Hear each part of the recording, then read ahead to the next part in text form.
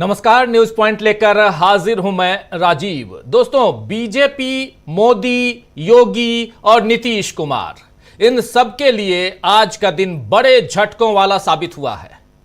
आप जानते हैं कि आज से संसद का सत्र शुरू हो गया है। बजट सत्र कहें या मानसून सत्र कह लें, दोनों कह दीजिए।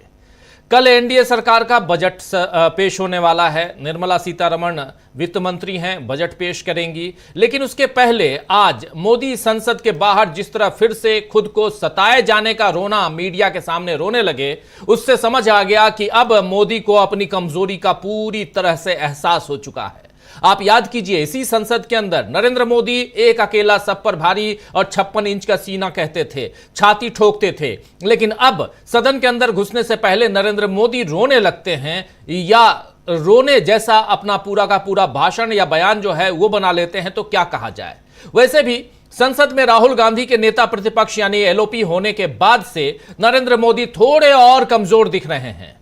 बीजेपी के सांसद अब भी राहुल गांधी को खारिज करने की कोशिश कर रहे हैं। जैसे आज संसद में नीट के मामले पर राहुल गांधी ने अपनी बात सामने रखी और शिक्षा मंत्री धर्मेंद्र प्रधान उसे खारिज करने लगे, लेकिन अपने मकसद में कामयाब वो नहीं हुए।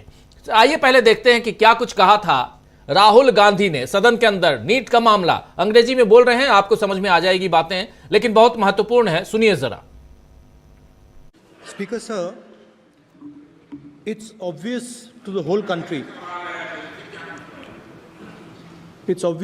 country that there is a very serious problem in our examination system.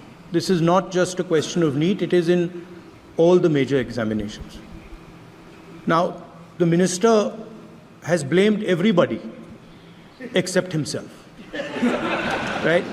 I don't even think he understands the fundamentals of what is going on here. आप प्रश्न क्या है आपका? आ रहा हूं सर। ये मैं क्वेश्चन को सेटअप कर रहा हूं। इसलिए प्रश्न पूछते हैं। ये the issue is that there are millions of students in this country who are extremely concerned at what is going on and who are convinced that the Indian examination system is a fraud. That is what is at stake here. Millions of people believe that if you are rich and if you have money, you can buy the Indian examination system. And by the way, and this is the same feeling that the people in the opposition have. And that is why we are asking some very simple questions to Honorable Minister. Number one, as this is a systemic issue, what exactly are you doing to fix this issue at a systemic level? Yes. That's the first question.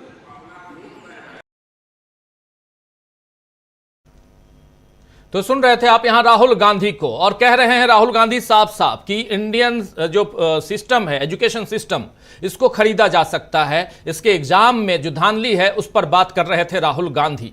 Rahul Gandhi के साथ अखिलेश यादव ने भी NEET के मुद्दे पर सरकार को जमकर आज घेरा है, जमकर उसका घेराव किया है। लेकिन विपक्ष को जवाब देने की जगह शिक्षा मंत्री धर्मेंद्र प्रधान घुमा फिरा कर बात करते रहे और एक बार फिर मोदी के कमजोर शासन की लाचारी जनता के सामने आ गई है। मोदी को संसद के बाहर रोने की जरूरत क्यों पड़ी, ये आज के घटनाक्रम से समझ में आ जाता है।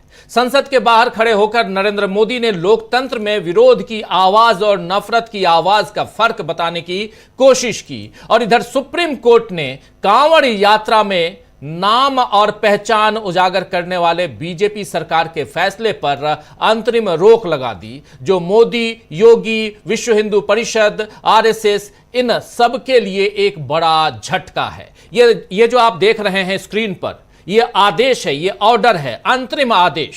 आज सुप्रीम कोर्ट ने उन कांवड़ यात्रा के रास्ते में जितने भी खासकर खाने पीने के स्टॉल लगे हुए हैं, उस पर नाम को लेकर उस पर यह आदेश आज सुप्रीम कोर्ट ने अंतरिम आदेश जारी कर दिया कि इसको तत्काल रोका जाए, कि नाम पट्टिका लगाने की जरूरत नहीं है। और इसके बाद 26 तारीख को इस पर सुनवाई होगी। लेकिन अखिलेश यादव ने एक ट्वीट किया है और इसी मसले पर, जिस पर बीजेपी की ध्रुवीकरण की राजनीति पर जबरदस्त तंज कसा गया है।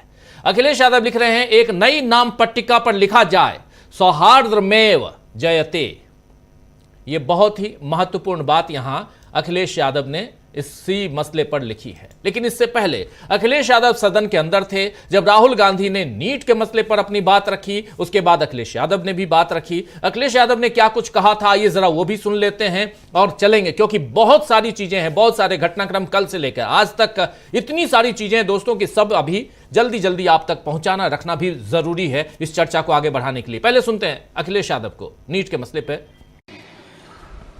अध्यक्ष महोदय, ये सरकार किसी और का रिकॉर्ड बनाए ना बनाए, लेकिन पेपर लीक का रिकॉर्ड जरूर ये सरकार बनाएगी।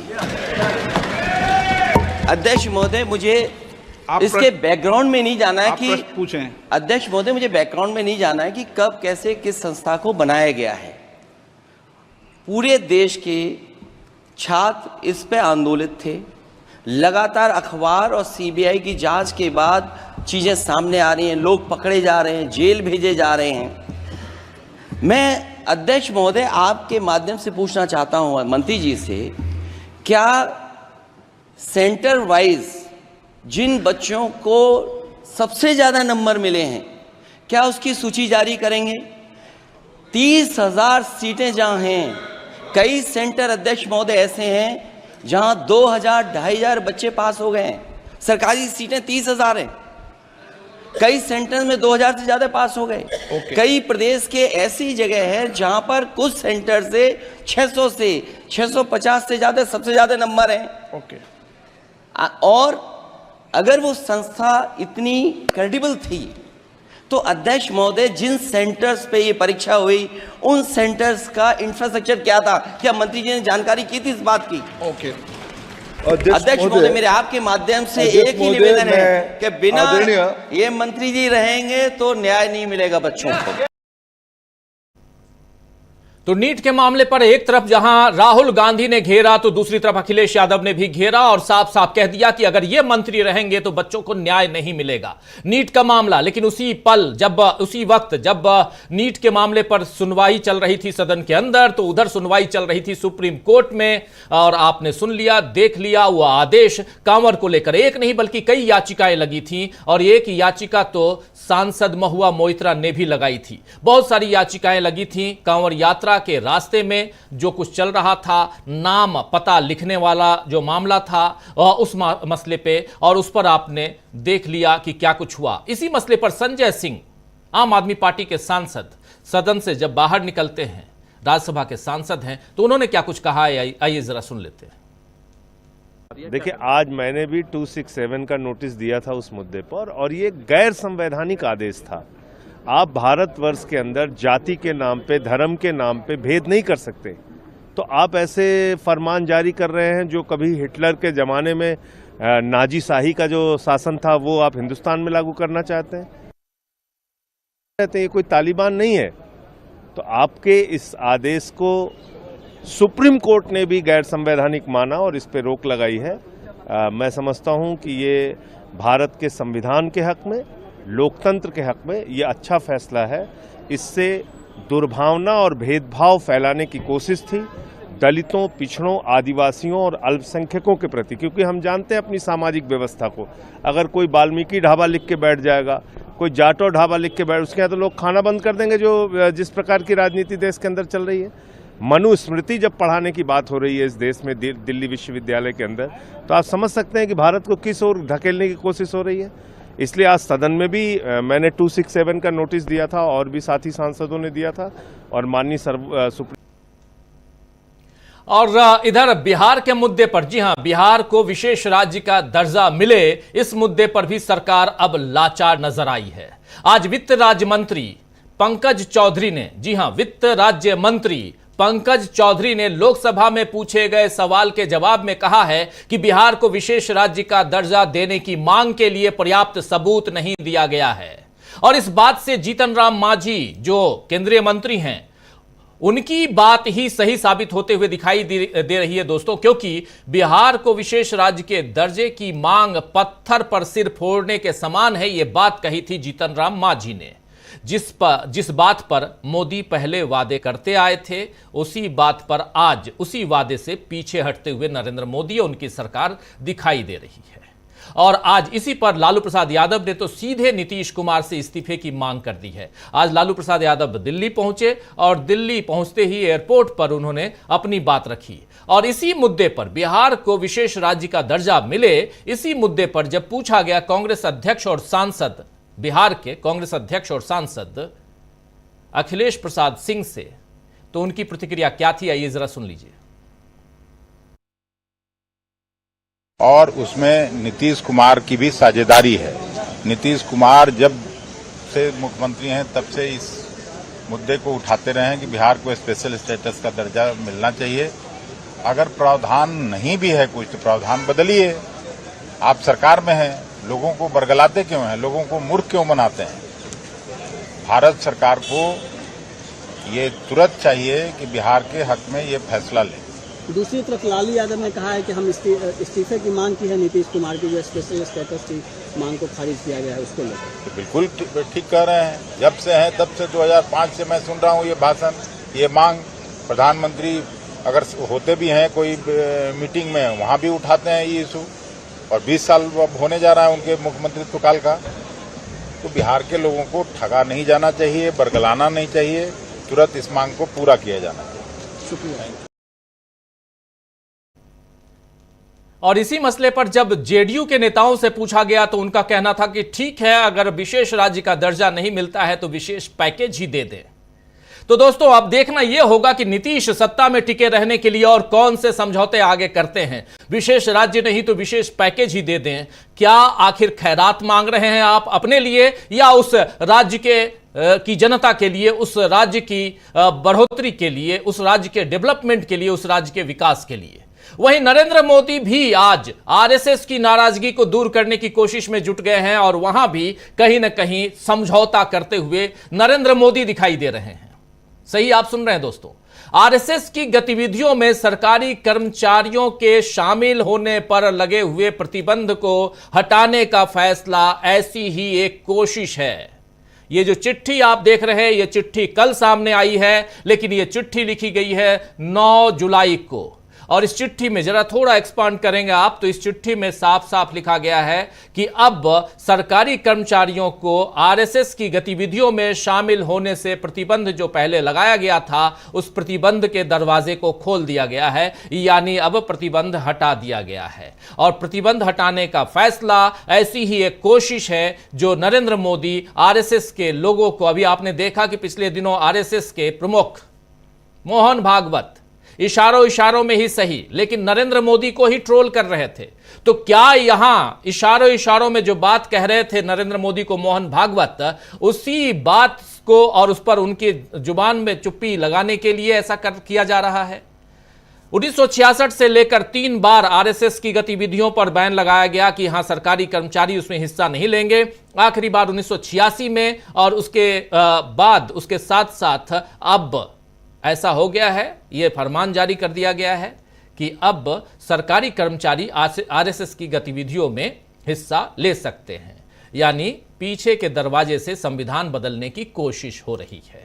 संविधान बदलने की कोशिश 400 पार के दरवाजे से नहीं हो पाया तो इन गतिविधियों के जरिए किया जा रहा है। और जैसा आप जानते हैं कि कल ही नरेंद्र मोदी सरकार ने सरकारी कर्मचारियों के आरएसएस की गतिविधियों में शामिल होने पर बैन को हटाने के आदेश को जारी कर दिया है। तो दोस्तों आज बहुत कुछ है, लेकिन इन सब के बीच आज जब नरेंद्र मोदी की हम बात करके इस न्यूज पॉइंट के आखिरी पड़ाव में आते हैं और अपने पैनलिस्ट दोस्तों के बीच चलेंगे, उससे पहले नरेंद्र मोदी से ही आज दिन की शुरुआत हुई सदन के अंदर। और सदन के अंदर अचानक नरेंद्र मोदी बहुत परेशान हैरान होते हुए अपनी बात रखते हुए जनता के बीच नजर आए। 24-25 सेकंड की इस बाइट को सुन लीजिए, आपको समझ में आ जाएगा कह क्या रहे हैं। सुनिए। 2.5 घंटे तक देश के प्रधानमंत्री का गला घोंटने का, उनकी आवाज को रोकने का, उनकी आवाज को दबाने का लोकतांत्रिक परंपराओं में कोई स्थान नहीं हो सकता है और इसका कोई पश्चाताप तक नहीं है, दिल में दर्द तक नहीं है। तो शुरुआत में जैसा मैं कह रहा था कि एक अकेला सब पर भारी, 56 इंच का सीना, और आपने सुन लिया कि ये क्या कह रहे हैं। 2.5 घंटे तक गला घोटने, आवाज को बंद करने विपक्ष इनके लिए करेगा। खैर, हमारे पैनलिस्ट साथी बताएंगे कि आखिर चल क्या रहा है। तो आइए दोस्तों, आज न्यूज पॉइंट में चर्चा करेंगे कि मोदी, नीतीश, योगी, आरएसएस सभी इंडिया गठबंधन के आगे किस तरह लाचार हो गए। चलिए इस लाचारी को और आगे बढ़ाते हैं और समझने की कोशिश करते हैं।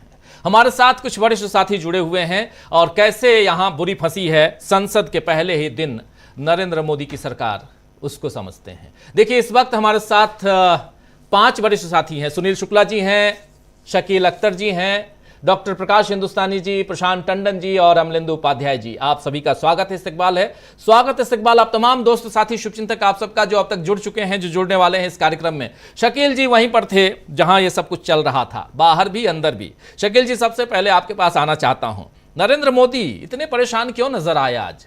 और उसके बाद जब राहुल गांधी अपनी बात रख रहे थे नीट के मामले पे, तो परेशान नजर आने लगे शिक्षा मंत्री, प्रधानमंत्री से लेकर शिक्षा मंत्री और उनके सहयोगी सब लाचार नजर आ रहे हैं। बिहार को विशेष राज्य का दर्जा नहीं देंगे, केंद्रीय वित्त राज्य मंत्री कह रहे हैं। ये सब कुछ नजर आ रहा है, मतलब सब जगह परेशानी है, लाचारी है। क्यों आखिर?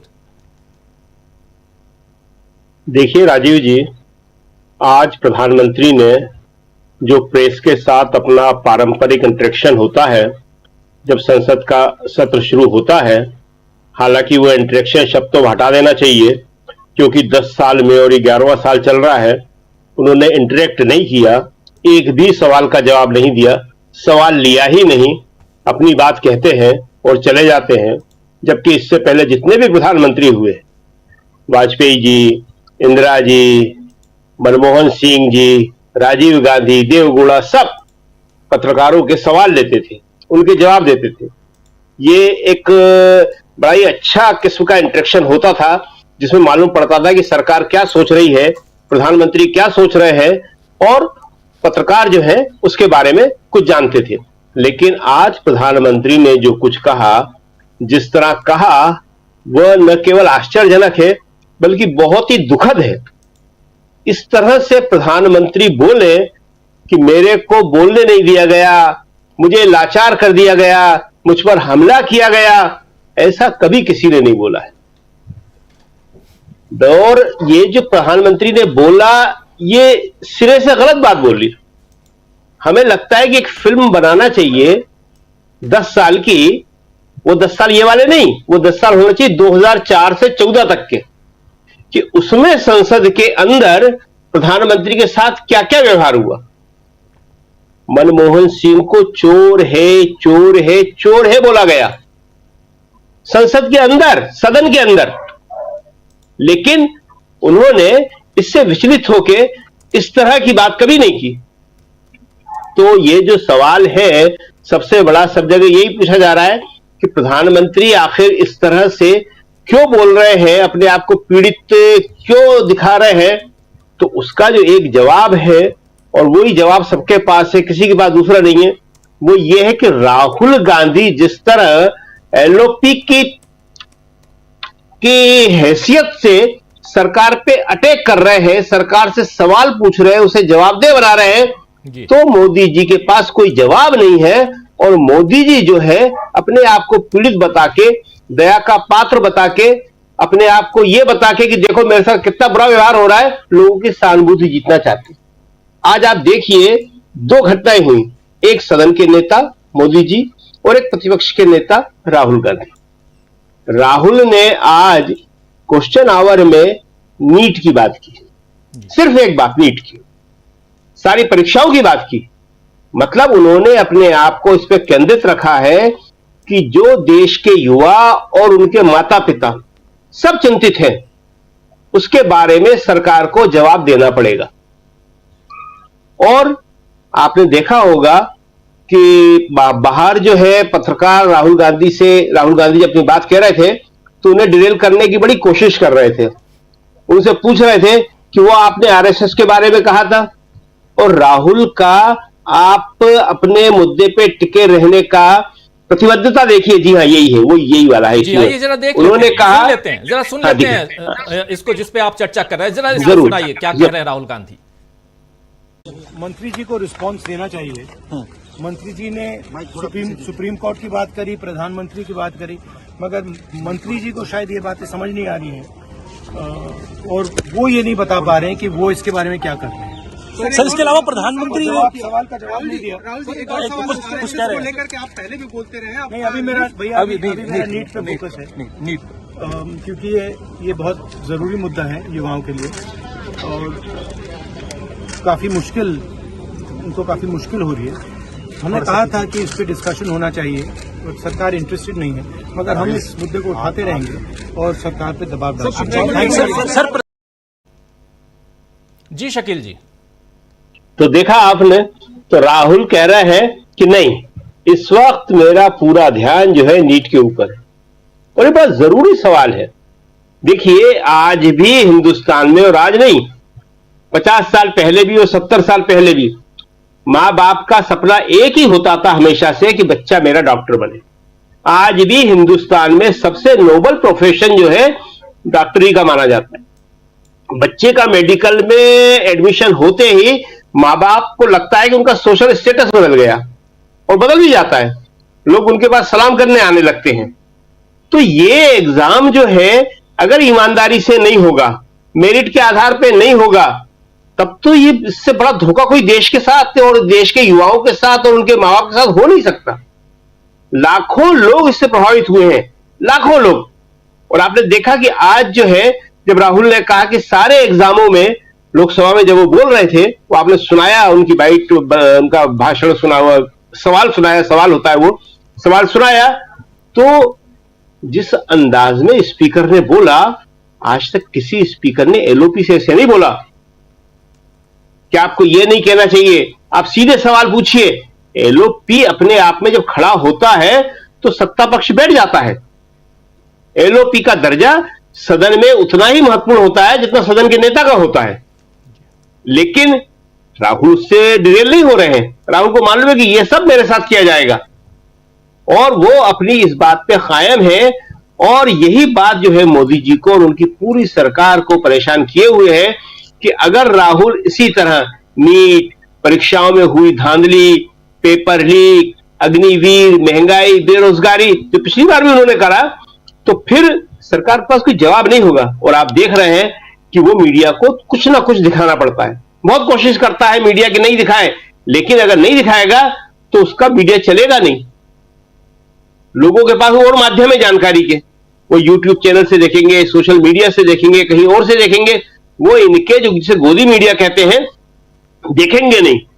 और दूसरा जो बहुत महत्वपूर्ण है, सुप्रीम कोर्ट का आज का जो आदेश है, देखिए सरकार ने पूरी कोशिश कर ली थी, यूपी सरकार ने पहले और उसका उत्तराखंड सरकार ने, कि ये जो है जहर की फसल जो है देश में बो दी जाए। फसल तो खैर बोई हुई है, लेकिन उसे और आगे बढ़ा दी जाए। और उसके लिए उन्होंने एक नया तरीका सोचा था कि दुकानों के ऊपर, खाने पीने के स्टॉलों के ऊपर अपने नाम लिखें। और अभी आप संजय सिंह को सुन रहे थे और हम देख रहे हैं कि पूरा देश इस बात को बड़ी अच्छी तरह समझ गया, हर नेता समझ गया कि यह बात खाली मुसलमानों के लिए नहीं है। आमतौर पे जो निशाना है वो दलित और पिछड़ा है। दलित अपने नाम से कोई भी खाने पीने का स्टॉल नहीं लगा सकता। पिछड़ों में भी यादव के अलावा जो दूसरे पिछड़े हैं, अति पिछड़े हैं, वो भी नहीं लगा सकते। छुआछूत का आज भी माहौल फिर उतना ही बढ़ाया जा रहा है। इस छुआछूत को देश में, अस्पृश्यता को देश में गांधी ने खत्म किया था, नेहरू ने खत्म किया था। कहीं कोई किसी को याद है कि आरएसएस ने या बीजेपी के किसी नेता ने इन मुद्दों को खत्म करने के लिए कोई मुहिम चलाई हो, कोई आंदोलन किया हो या कोई बात भी की हो? वे तो अभी जो सबको मालूम है कि दिल्ली यूनिवर्सिटी में प्रस्ताव भी पास हो गया था कि मनुस्मृति पढ़ाई जाएगी। और मनुस्मृति में क्या है वो सबको मालूम है ये बात। इसीलिए पूरे देश का विपक्ष, जनता, बुद्धिजीवी, वो सारे लोग जो है इस बार खुल के खड़े हो गए कि आज आप जो नाम लिखवा रहे हो वो सिर्फ देश में भेदभाव बढ़ाएगा, इसके अलावा इसका कोई और असर नहीं होगा। देखिए जो बहुत सारे इश्यू, एक लास्ट और कह रहे हैं खाली, बस फिर बात खत्म करेंगे। जो आरएसएस की आपने बात करी, तो आरएसएस के बारे में भी ये बात लोगों को मालूम होना चाहिए और बताई जाना चाहिए कि जिन सरदार पटेल का नाम ये सबसे ज्यादा लेते हैं। उन सरदार पटेल ने गृह मंत्री रहते हुए जो गांधी की हत्या हुई थी उसके बाद आरएसएस पे प्रतिबंध लगाया था, और आरएसएस के उस वक्त के सरसंघ चालक गुरु गोलवलकर के पत्र के जवाब में, वो नेहरू को पत्र लिखते थे, गोलवलकर, नेहरू जवाब नहीं देते थे, वो कहते थे होम मिनिस्टर से बात करिए, उनको फॉरवर्ड कर देते थे सरदार पटेल को। तो उन्होंने लिखा था कि संघ के द्वारा देश में फैलाए गए जहरीले माहौल के कारण ही हमारे प्रिय नेता की हत्या हुई है, और सरदार पटेल ने प्रतिबंध लगाया था। तो सरदार पटेल की एक तरफ ये बात करते हैं और दूसरी तरफ ये आरएसएस के ऊपर लगाए हुए प्रतिबंध को हटाते हैं। ये भी जनता स्वीकार नहीं करेगी, क्योंकि पिछले 10 साल में आरएसएस हो, चाहे विश्व हिंदू परिषद हो, या जितने भी नफरती संगठन हो, उन सबकी सच्चाई लोगों के सामने आ चुकी है। जी राजीव जी बिल्कुल। नफरत के कारोबार के बीच आज संसद की शुरुआत हुई है और इसमें वो जो नफरत का कारोबार है उस पर विराम लगाने की कोशिश कर दी है। सुप्रीम कोर्ट ने अंतरिम आदेश अभी जारी किया है और इस पर सुनवाई 26 तारीख को। नफरत का कारोबार इसलिए कह रहा हूं कि कारोबारी लोग हैं जिन पर एक अलग तरह से लगाम लगाने की कोशिश, और उस लगाम के तहत कहीं ना कहीं आप नफरत फैलाने की कोशिश कर रहे थे, और वो था कि आप अपने ठेले पे हों, चाहे और किसी माध्यम से आप कुछ भी बेच रहे हैं, तो आपको वहां आपको अपना नाम, अपने ठेले का नाम, ठेले वाले का नाम सब वहां जाहिर करना होगा। और ये पूरे देश में नहीं, पूरे प्रदेश में नहीं, बल्कि ये उस मार्ग पे जिस मार्ग से कांवड़िए जा रहे हैं। क्या ये सही है? ये सवाल पूछा जा रहा है याचिका लगाकर सुप्रीम कोर्ट से, जब आप सुप्रीम कोर्ट के 2 जजों की बेंच को देना है, और ये 26 तारीख को इस पर सुनवाई होगी। ये एक मामला है ऐसा, दूसरी तरफ नीट, तीसरी तरफ आप देखिए तो ऐसे कई, बिहार का मामला आ गया, आरएसएस को आप आरएसएस की गतिविधियों में सरकारी कर्मचारी भाग ले सकेंगे, ये मामला, ऐसे बहुत सारे मामले। और इन सब के बीच सदन के अंदर जो चल रहा है उसमें कैसे घिर रही है बीजेपी, कैसे घिर रही है सरकार, और सरकार घिर रही है या घिर जाएगी उससे पहले नरेंद्र मोदी रुआंसे हो जाते हैं। आखिर क्यों? प्रशांत टंडन जी, पहले आपके पास आना चाहता हूं, फिर सुनील शुक्ला जी के पास आता हूं। प्रशांत जी, क्या कैसे देखते हैं आज का दिन? कल इससे भी बड़ा दिन होने वाला है क्योंकि संसद में बजट पेश होगा, लेकिन आज देखिए, मोदी जी जो अपना विक्टिम कार्ड खेल रहे हैं कि मेरा गला घोट दिया, पहली बात तो उनकी शब्दावली पे जरा मैं आ जाता हूँ कि कभी वो कहते हैं एक अध्यादेश जारी होता है, सरकारी आदेश, गजट, संविधान की हत्या, बटन ऐसे दबाव के जैसे फांसी दे रहे हो। अब आज वो अलाय कि गला घोट रहे हैं। तो उनकी शब्दावली, मुहावरे, इन सब में हिंसा की झलक दिखती है। ये एक प्रवृत्ति है जो दिखाई देती है, भाषा में दिखाई देती है, और अच्छा नहीं लगता है प्रधानमंत्री के मुंह से ऐसी बातें। लेकिन वो क्यों कर रहे हैं ऐसा?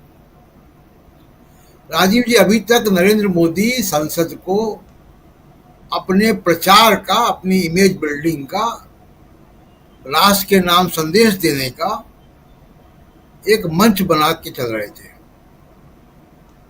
लंबे लंबे भाषण देते थे, बिरला जी मुस्कुरा मुस्कुरा के उसको सुनते थे, और वो किसी को भी कुछ भी हंसी मजाक, खिल्ली, असंसदीय भाषा, सब कुछ कर रहे थे वहां पे। और उसको, संसद को उन्होंने एक मंच बना रखा था रैलियों का जैसे। अब वो लग्जरी खत्म हो गई, वो सुविधा खत्म हो गई, जनता ने खत्म कर दी। अब वहां पे नेता प्रतिपक्ष है, मजबूत संख्या में विपक्ष है। आप बोलेंगे, कोई अनर्गल बात बोलेंगे, टोका टोकी भी होगी। संसद के बाहर जो आप करेंगे, अगर आप मणिपुर के साथ न्याय नहीं करेंगे, संसद में आवाज उठेगी। और अगर आप भाषण देंगे उसमें मणिपुर का जिक्र नहीं होगा तो लोग सवाल पूछेंगे। नीट के बारे में सवाल पूछेंगे लोग। कांवड़ यात्रा के दौरान हिंदू मुसलमान करने की कोशिशों पे सवाल पूछे जाएंगे। अडानी को एयरपोर्ट देने पर और पुल बहने पर सवाल पूछे जाएंगे। बेरोजगारी पे सवाल पूछे जाएंगे। ये संसद है, संसद में जनता चुन के इसीलिए भेजती है कि सरकार की जवाबदेही तय की जाए। मोदी साहब जवाबदेही नहीं चाहते थे, इसलिए अब उनका गला सूख रहा है और उनको लग रहा है कि उनके साथ बड़ा अन्याय हो रहा है कि वो मंच छिन गया। याद कीजिए ना, आप जब भी मोदी साहब बोलते हैं, बिरला जी का तो आप स्पीकर हैं, लेकिन आप देखिए कि जब उनकी गर्दन प्रतिपक्ष की तरफ होती है, विपक्ष की तरफ होती है, तो उनका चेहरे का भाव कुछ और होता है, और जैसे उनकी गर्दन सत्ता पक्ष की तरफ घूमती है, उनका चेहरे का भाव बदल जाता है। ये स्पीकर के चेयर पर बैठे हुए किसी व्यक्ति को शोभा नहीं देता। हम लोगों ने बहुत सारे स्पीकर्स देखे हैं, न्यूट्रल होकर लोग बैठते हैं, विपक्ष के भी लोगों से थोड़ा सहजता से बात करते हैं। दोनों हाउस में हम देखते हैं कि विपक्ष के जैसे ही विपक्ष का कोई व्यक्ति खड़ा होता है, टोका टोकी शुरू हो जाती है चेयर की तरफ से। अभी राहुल गांधी खड़े हुए, सवाल पूछिए, अरे भाई एक लाइन तो आप उनको बोल दीजिए, सवाल का एक भूमिका भी तो बनाएंगे वो। बिल्कुल। तो ये जो टोका टेकी है, इसके बावजूद जैसे शकील जी ने कहा कि अब राहुल गांधी वहां पे फ्रंट फुट पे बैटिंग कर रहे हैं, सवाल की जवाब, सरकार की जवाबदेही तय कर रहे हैं, और सबसे बड़ी बात राहुल गांधी की कि मुद्दे से भटकते नहीं है वो। आज संसद के बाहर एक रिपोर्टर ने उनसे आरएसएस के बारे में सवाल पूछा। हम सब जानते हैं कि आरएसएस के बारे में राहुल गांधी खूब बोलते हैं, लेकिन आज मामला नीट का था। उन्होंने कहा आज मैं नीट पे ही बोलूंगा, फोकस नीट है आज आरएसएस पे बात नहीं होगी। तो राहुल गांधी का फोकस बड़ा क्लियर है कि कब उनको कौन सा मुद्दा उठाना है, सरकार की जवाबदेही कहाँ तय करनी है। जिस दिन आरएसएस पे जवाबदेही तय करनी होगी तो उस दिन वो आरएसएस पे ही बोलेंगे। इन सब चीजों से परेशानी है बहुत सत्ता पक्ष को। और मोदी साहब का जो ब्रांड है, जिसकी चर्चा हम लोग कई बार कर चुके हैं, वो अब वो रहा नहीं है। तो इसलिए उनकी जो टीस है, उनके चेहरे के भाव, भाषा, इन सब में झलक रही है। जहां तक राजीव जी नीट का सवाल है,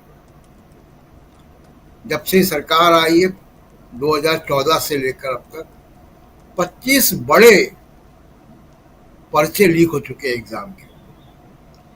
लाखों स्टूडेंट्स का भविष्य गड़बड़ हो चुका है। इस पे हम लोग कई 100 घंटे की चर्चा कर चुके हैं यहाँ पे अलग अलग दिनों।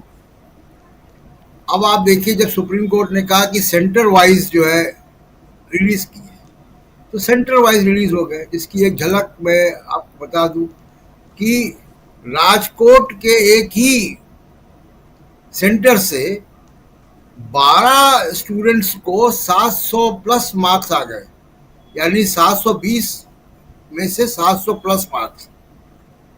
ऐसे ही 8 स्टूडेंट्स को आ गए सीकर में।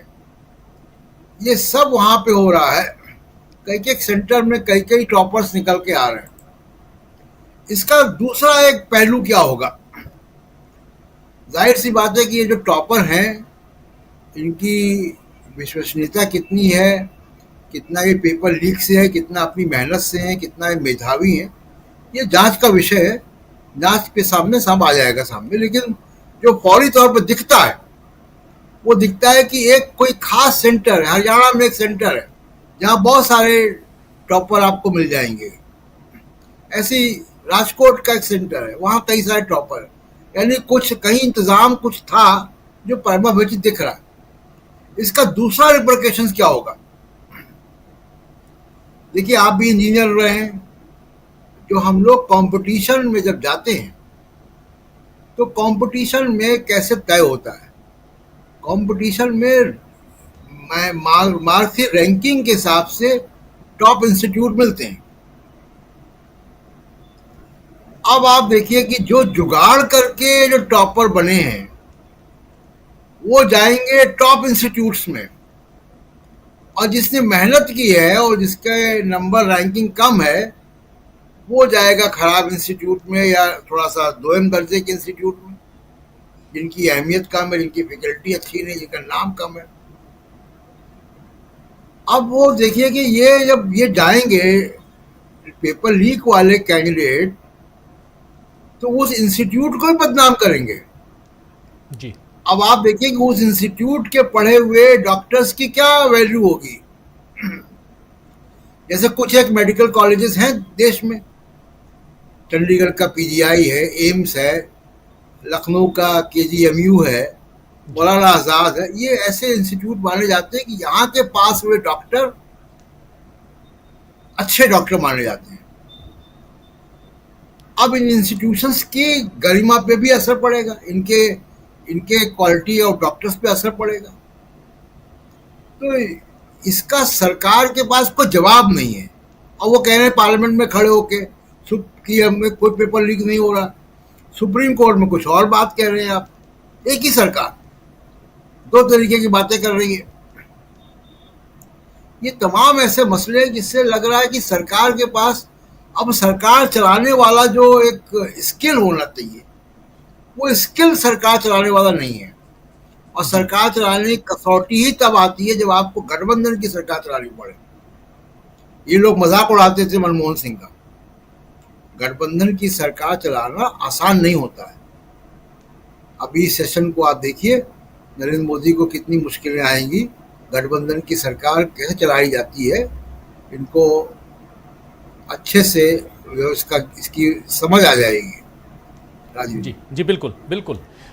सुनील शुक्ला जी, क्या यहाँ सत्ता पक्ष जो है वो विपक्ष से और खासकर राहुल गांधी से अपने बचाव के हथकंडे ढूंढ रहा है, या कहें कि यहाँ नरेंद्र मोदी का आज का सुबह का भाषण जो संबोधन है मीडिया को, मीडिया के जरिए देश को, जो भी कह लें वो संबोधन, और उसके अलावा राहुल गांधी जब नीट के मामले पे अपनी बात रखते हैं तो उनके ऊपर उल्टा ही प्रहार, ये सब एक, ये नहीं लगता कि कहीं ना कहीं जो राजनीति है वो एक दूसरे उस पे चली गई है, और खासकर सत्ता पक्ष की राजनीति जहां वो बचाव का रास्ता ढूंढ रही है?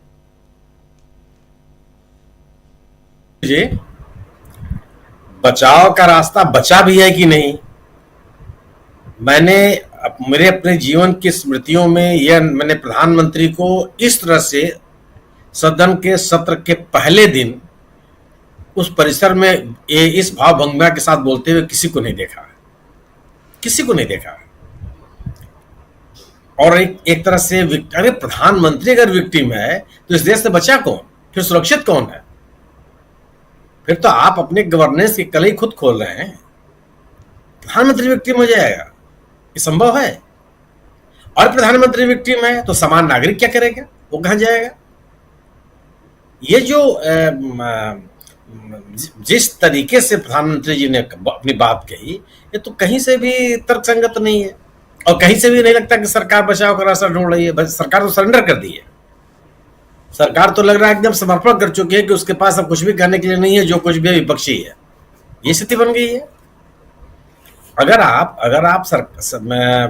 विपक्ष के सवालों का जवाब नहीं देंगे, विपक्ष के द्वारा उठाए गए प्रश्नों का जवाब आपके पास नहीं है, तब तो आप सरेंडर कर चुके हैं।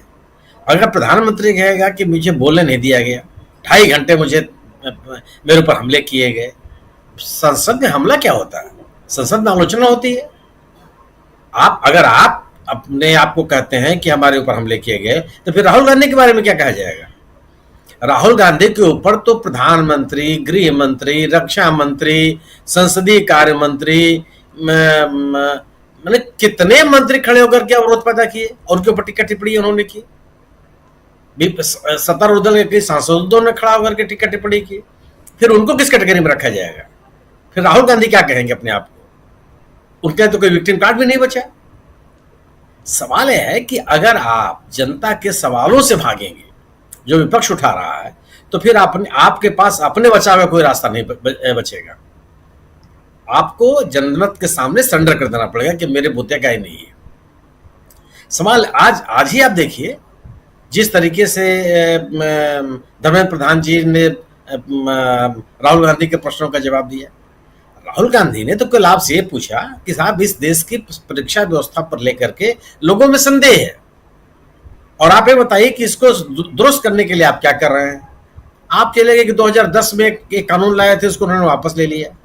अगर 2010 में उस कानून को वापस लेने का आरोप कांग्रेस के ऊपर है, तो 2014 से लेकर के 2024 तक 10 साल आपने उस कानून को भी नहीं लाया।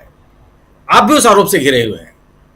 अगर आप प्रश्न पत्रों अगर आप परीक्षा के शुचिता के प्रति इतने गंभीर होते तो आप 2014 में ही कानून ला दिए होते। 14 में नहीं, 15 में नहीं, 16 में नहीं, 20 में नहीं, 22 में नहीं, 24 में आपको याद आया और आप आरोप लगा रहे हैं कांग्रेस के ऊपर। उस आरोप से आप कैसे बरी हो सकते हैं? प्रश्न पत्रों की शुचिता को लेकर के आप कैसे बरी हो सकते हैं? आपने जिन लोगों को संघ लोक सेवा आयोग में जिन लोगों को आपने रखा, एनटीए का जिसको आपने चेयरमैन बनाया, अपनी उनकी योग्यता का, उनके अनुभव का, उनके परीक्षा कराने की क्षमता का कौन सा मूल्यांकन किया? जिसको आप सरकार है, जिसको चाहे उसको रख दे और उसके बाद आप कहेंगे कि नहीं आप परीक्षा को शुचिता सुनिश्चित करना चाहते हैं।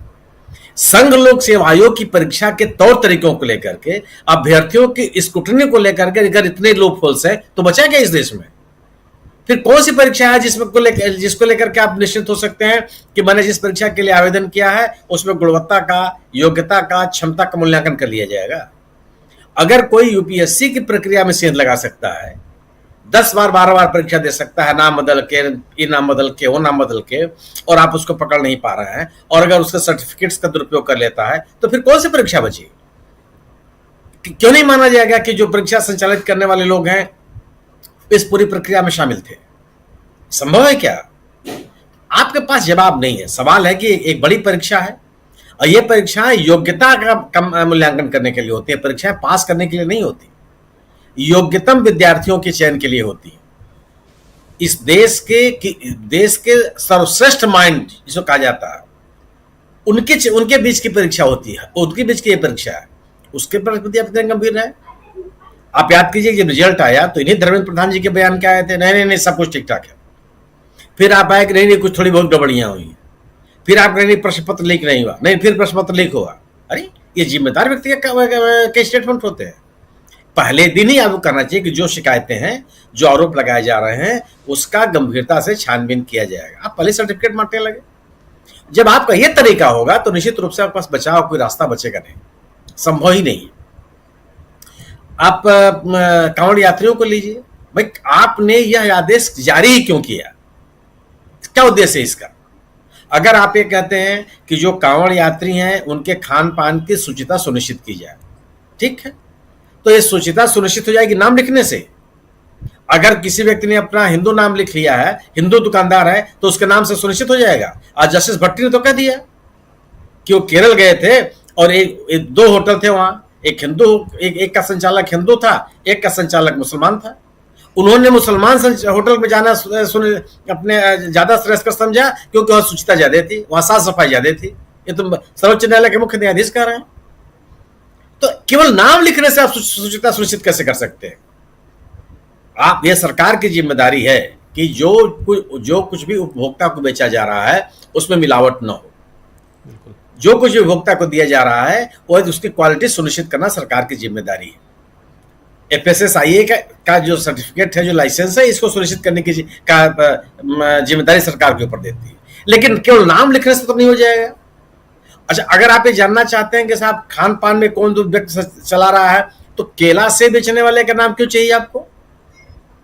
ठेले पे केला रखा हुआ है, आपके आंख के सामने, आप लेना लीजिए, ना लेना मत लीजिए, उसमें ठेले वाले का नाम क्यों चाहिए आपको? किस बिना के लिए चाहिए?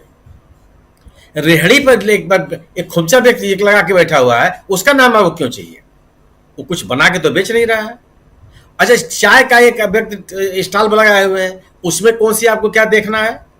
आपको केवल, अगर आप ये चाहते हैं कि वो भी अपना नाम लिखे, तो केवल आप ये तो देखना चाहते हैं कि यह व्यक्ति है कौन, हिंदू है, मुसलमान है, किस जाति का है, किस बिरादरी का है, ये तो आप देखना चाहते हैं।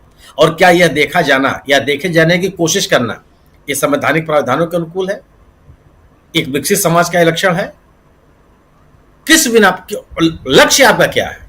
इससे शुचिता सुनिश्चित नहीं होती, साफ सफाई सुनिश्चित नहीं होती, कीमतें उटपटांग है कि नहीं है ये सुनिश्चित नहीं होती, मिलावट है कि नहीं यह सुनिश्चित नहीं होती, बाल श्रमिक उस दुकानों में काम कर रहे हैं कि नहीं कर रहे हैं यह सुनिश्चित नहीं होती, रहने ठहरने का स्थान है वो सुविधाजनक है कि नहीं यह सुनिश्चित नहीं होता। तो होता क्या है?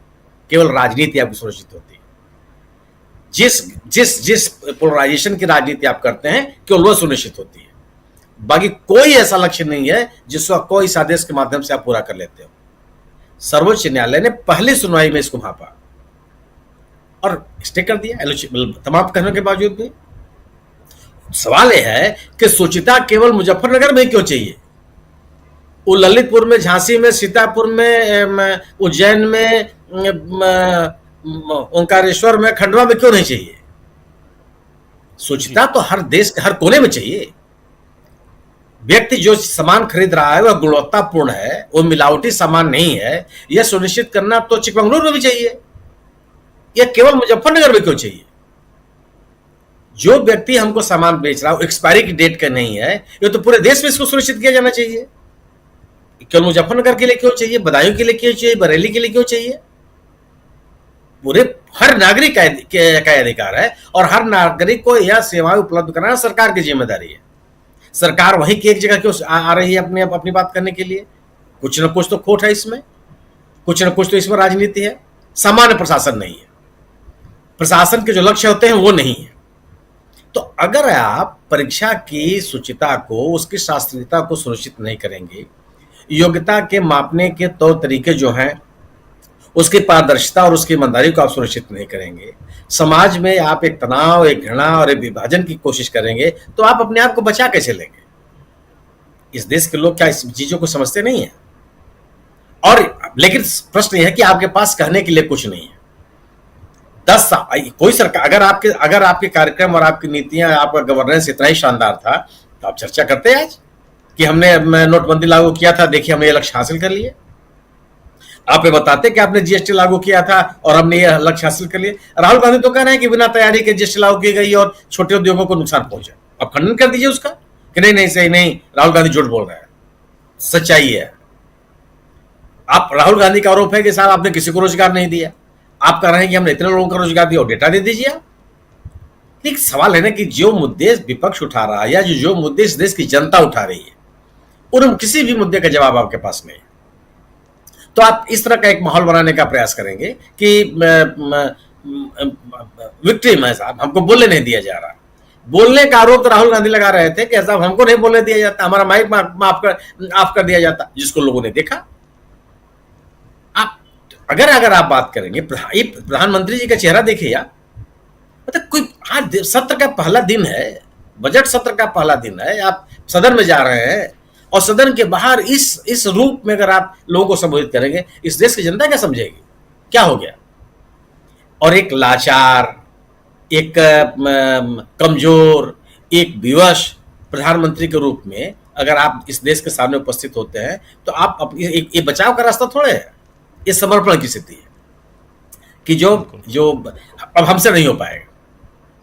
तो सरकार की स्थिति, अगर आप गवर्नेंस को पारदर्शी तरीके से लागू नहीं करेंगे, गवर्नेंस के इश्यूज को लेकर के आप गंभीर नहीं होंगे, तो निश्चित रूप से आपको यही दिन देखना पड़ेगा। प्रश्न सवाल का है ना, एक क्वेश्चन आवर है जिसमें राहुल गांधी बोल रहे थे, पूरा सवाल आप सुन लीजिए और आप धर्मेंद्र प्रधान का जवाब सुन लीजिए आप, और माननीय लोकसभा अध्यक्ष की टिप्पणी पर सुन लीजिए।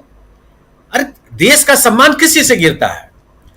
परीक्षाओं में बेईमानी हो रही है इससे गिरता है कि बेईमानी की चर्चा करने से गिरता है? ये किसको समझा रहे हैं आप?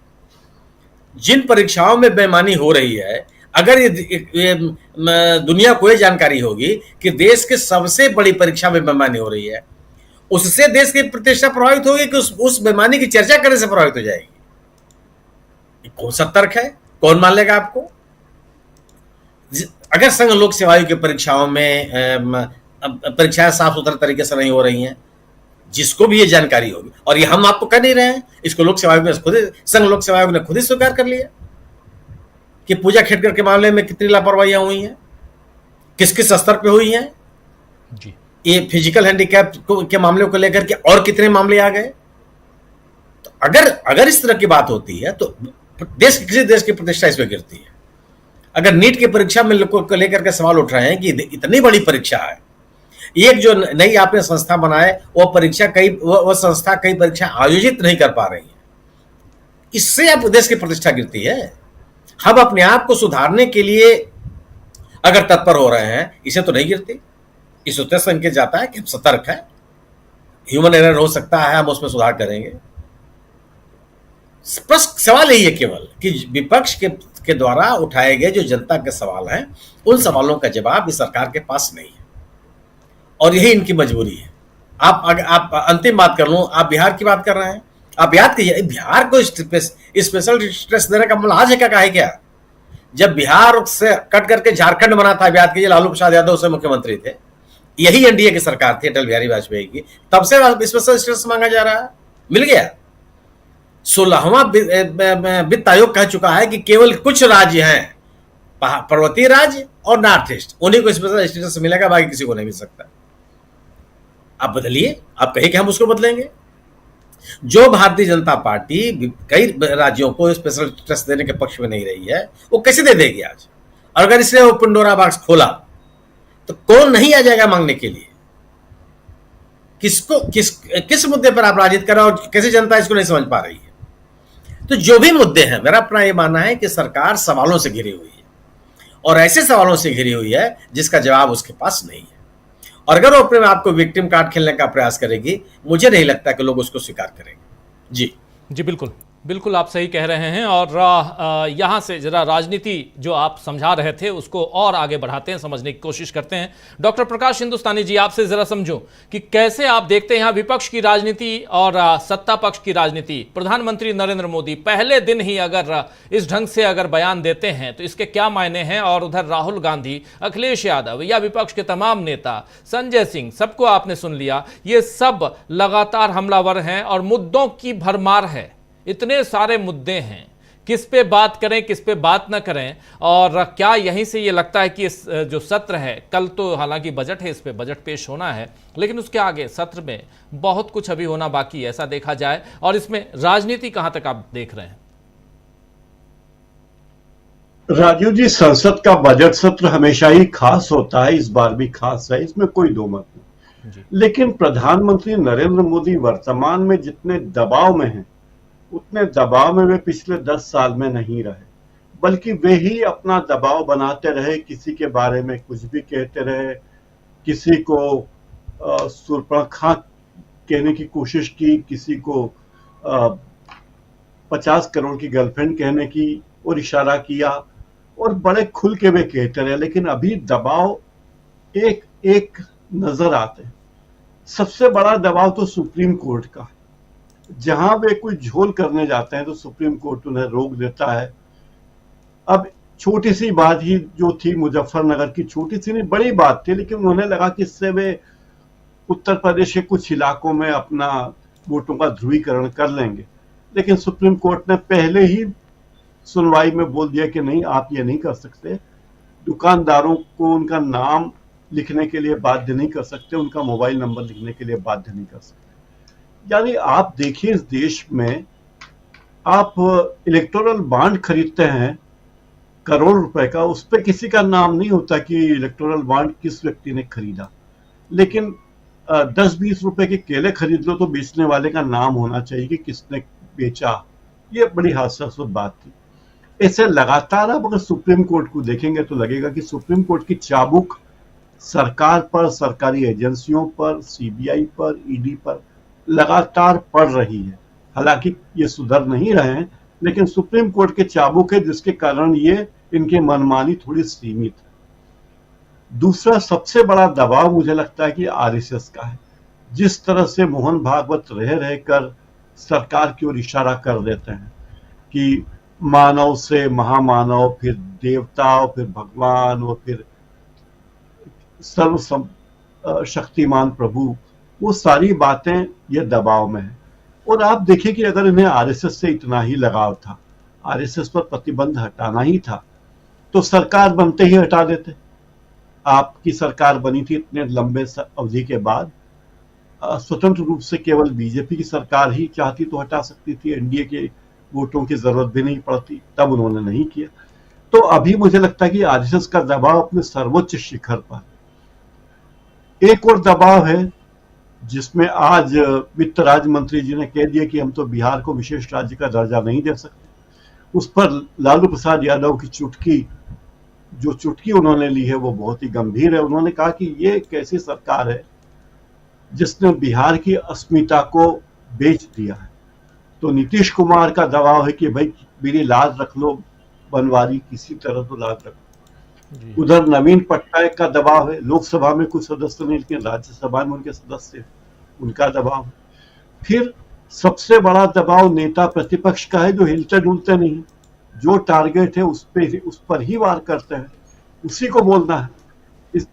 उस नेता प्रतिपक्ष जो अभी नेता प्रतिपक्ष है उनकी सदस्यता खत्म कराने की साजिश की गई थी, उनके चुनाव को अवैध कराने की कोशिश की गई थी, उनका मकान छीन लिया गया था, तो उनका दबाव है। और इस सबसे बढ़कर एक बात और है कि परफॉर्मेंस का दबाव है। भाई आपको लोगों ने 240 सीटें दी है, परफॉर्म करके तो दिखाओ। तीसरी बार आपने शपथ ली है, केवल यही कहोगे कि मैं तीसरी बार बनाऊं, तो परफॉर्म करो। और देश में कुछ ठीक नहीं हो रहा, परीक्षाओं में पेपर लीक हो रहे हैं, रेलें वक्त पे चल नहीं रही है, मोदी के खिलाफ और योगी के खिलाफ आप कुछ कर पा नहीं रहे हैं, चाहते हैं करें पर कर नहीं पा रहे हैं।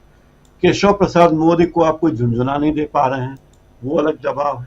तो इतने सारे दबाव और परफॉर्मेंस का दबाव तो है ही। तो अब उनके पास इसके ये बात कहने के अलावा कोई चारा नहीं कि देखिए विपक्ष हम पे दबाव डाल रहा है, हमें दबाव हमें हमारा मुंह दबा रहा है, बोलने की कोशिश हमें नहीं करने देना चाहता।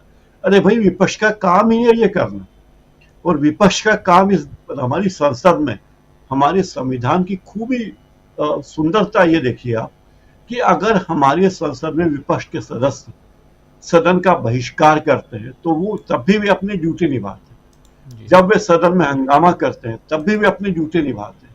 जब वे सदन में बोलते हैं तब भी वो ड्यूटी होती है। तो ये एक ऐसा अद्भुत विलक्षण कार्य है जहां काम नहीं करना भी उनकी जिम्मेदारी है और काम करना है। अगर सरकार कोई गलत काम करेगी तो सदन का बहिष्कार करना एक प्रतीकात्मक चीज है। इन सब चीजों से मुझे लगता है कि माननीय प्रधानमंत्री मोदी जी बहुत परेशान हैं। इतने दबाव हैं, पार्टी के भीतर दबाव, संघ का दबाव, परफॉर्मेंस का दबाव, सुप्रीम कोर्ट का दबाव, लेकिन उनके पास फिर भी ऐसे हथियार हैं जिसका उपयोग करने से वो बाज नहीं आ रहे। ईडी सीबीआई का उपयोग लगातार कर रहे हैं, मध्य प्रदेश में हो रहा है, हरियाणा में हो रहा है विधायक के खिलाफ। तो ये सारी बातें जनता तक पहुंच रही हैं। मुझे लगता है कि इन सब चीजों से माननीय मोदी जी परेशान हैं। और एक और बात मुझे लगती है कि वे जिन साथियों पर बहुत भरोसा करते थे वे अब भरोसे के लायक नहीं बचे। वे संसद में अपनी ड्यूटी ठीक से निभा पाने में सक्षम नहीं दिखे। जिन स्पीकर महोदय पर बहुत भरोसा किया गया था वो स्पीकर भी उनका बचाव ठीक से कर नहीं पा रहे हैं। तो बहुत सारी परेशानियां हैं, लेकिन राहुल गांधी जो मुद्दे से हट नहीं रहे हैं, जो बात उन्हें कहनी है वही कह रहे हैं। तो ये दिखाता है कि इस सरकार के सामने अभी बहुत चुनौतियां हैं। और मुझे लगता है कि अच्छी बात है कि देश हमारा सही ट्रैक पे जा रहा है, विपक्ष सही दिशा में है, तो वो सरकार पर भी लगाम लगाने में सक्षम होगा। राजीव जी बिल्कुल। अमलेंदु उपाध्याय जी, अब जरा आते हैं जो हम लिख रहे हैं। क्या आपको लगता है कि संसद में बुरी तरह फंस गई है मोदी सरकार? निश्चित तौर पर राजीव जी, और इसका संकेत तो प्रधानमंत्री नरेंद्र मोदी ने आज सुबह आके सामने आकर खुद दे दिया। प्रधानमंत्री ने जिस तरीके से अपनी व्यथा व्यक्त की, और प्रधानमंत्री के बस आंख से आंसू ही नहीं निकले राजीव जी, वरना पूरा समंदर बह जाता। दिल्ली में वैसे भी आज बारिश बहुत ज्यादा हुई सुनते हैं, तो प्रधानमंत्री के बस आंसुओं का समंदर बहना बाकी रह गया था। बाकी प्रधानमंत्री ने सब बताया कि पूरी तरीके से फंसे हुए, पूरी सरकार फंसी हुई है, ये देखने में भी आया राजीव जी। सुबह जिस समय प्रश्नकाल शुरू हुआ, सदन की कार्रवाई शुरू हुई, और प्रश्नकाल शुरू होते ही राजीव जी जो दूसरा प्रश्न आया, पहला प्रश्न तो नीच को लेकर के आया, और नीच को नहीं, उसको राजस्थान को लेकर के आया, राहुल कसवा लेकर के आए थे वहां केंद्रीय विद्यालयों का लेकर, केंद्रीय विद्यालय के। और उसमें भी राजीव जी पोल खुल गई इस सरकार की। जो शिक्षा राज्य मंत्री खड़े हुए जयंत चौधरी बताने के लिए, तो उन्होंने बताया कि साहब वहां कोई भी केंद्रीय विद्यालय नहीं है और वहां से राज्य सरकार की तरफ से अभी तक इसका कोई प्रस्ताव आया ही नहीं है। तो राज्य सरकार का पहले प्रस्ताव आएगा, फिर जमीन आवंटित होगी, और उसके बाद फिर इसमें जोड़ा उन्होंने राजस्थान से ही आते हैं सभापति महोदय, स्पीकर महोदय ओम बिरला साहब की सरकारी कर्मचारी भी हो, ये जोड़ा तो ये पोल खुल गई कि ये डबल इंजन की सरकार कितनी नाकारा है, कि जहां आपकी डबल इंजन की सरकार है वहां एक भी केंद्रीय विद्यालय नहीं है और कांग्रेस का जो नया सांसद चुन करके आया है वो सवाल उठा रहा है, तो वहां भी सरकार गिरी। उसके बाद जब नीट का सवाल आया राजीव जी, तो उसको जबरदस्त तरीके से गिरी सरकार। राहुल गांधी जब बोलने के लिए खड़े हुए तो राहुल गांधी खुद खड़े नहीं हो बल्कि खड़ा किया उनको स्पीकर महोदय। उन्होंने कहा कि राहुल गांधी जी आप कुछ पूछना चाहते हैं। इससे पहले अखिलेश यादव ने जिस तरीके से बात रखी और कुछ कहा अखिलेश यादव ने कि भाई इन मंत्री जी के रहते हुए बच्चों को न्याय नहीं मिल सकता, ये सीधा सीधा अटैक जो था वो कृषि शिक्षा मंत्री के ऊपर था कि इनकी नालायकियों की वजह से इसको इन्वर्टेड कॉमा में पढ़ा जाए, मेरी बात नहीं है कि मतलब उनका तात्पर्य रहा होगा अखिलेश यादव का कि इनकी नालायकियों की वजह से जो है वो परीक्षा में लापरवाही हुई और पेपर आउट हुए और छात्रों को न्याय नहीं मिल सकता। अब चूंकि वो असंसदीय शब्द नालायकी तो इसलिए अखिलेश यादव ने उसका इस्तेमाल नहीं किया होगा। मुझे लगता है कि शिक्षा मंत्री को उस समय ही आग बबूला हो जाना चाहिए था, लेकिन वो आग बबूला हुए जब राहुल गांधी खड़े हुए और राहुल गांधी ने जब ये कहा कि शिक्षा मंत्री ने सबकी कमियां बता दी कि क्या क्या कमियां हैं सिवाय अपनी कमी बताने के। मुझे लगता है कि इससे बहुत ज्यादा आहत हुए शिक्षा मंत्री कि मेरी कमियां बताई जा रही हैं और जबकि मैंने सबकी कमियां बता दी थी। तो कुल मिला के राजीव जी इस मसले पर भी सरकार घिरी नजर आई। दूसरा कांवड़ वाले मसले पर भी जब बहस शुरू हुई तो उसको लेकर के भी फिर दिक्कत सरकार के सामने शुरू हुई। कुल मिला के राजीव जी बीच में ये सवाल उठा कि यहाँ इतने महत्वपूर्ण विषयों पर चर्चा हो रही है और प्रधानमंत्री सदन से गायब है। यानी राजीव जी समझ में आ गया कि प्रधानमंत्री बाहर से जाकर के अपने आंसुओं का समंदर बहा सकते हैं लेकिन सदन में अंदर आकर के विपक्ष का सामना नहीं कर सकते हैं। ये फिर साबित हो गया क्योंकि प्रधानमंत्री बाहर को आगे बात कर रहे थे, विपक्ष को नसीहत दे रहे थे और भारतीय जनता पार्टी को भी नसीहत दे रहे थे। कह रहे थे मैं सभी राजनीतिक दलों से अपील करता हूं, तो भारतीय जनता पार्टी से भी अपील कर रहे थे इन सदन के अंदर ठीक से रहना, हल्ला गुल्ला नहीं करना, ये प्रधानमंत्री कह रहे थे। तो राजीव जी प्रधानमंत्री का सदन से गायब होना भी फिर ये बताया गया कि ये सरकार जो है चारों तरफ से घिरी हुई है और राहुल गांधी और अखिलेश यादव ने इसको जबरदस्त तरीके से घेर लिया।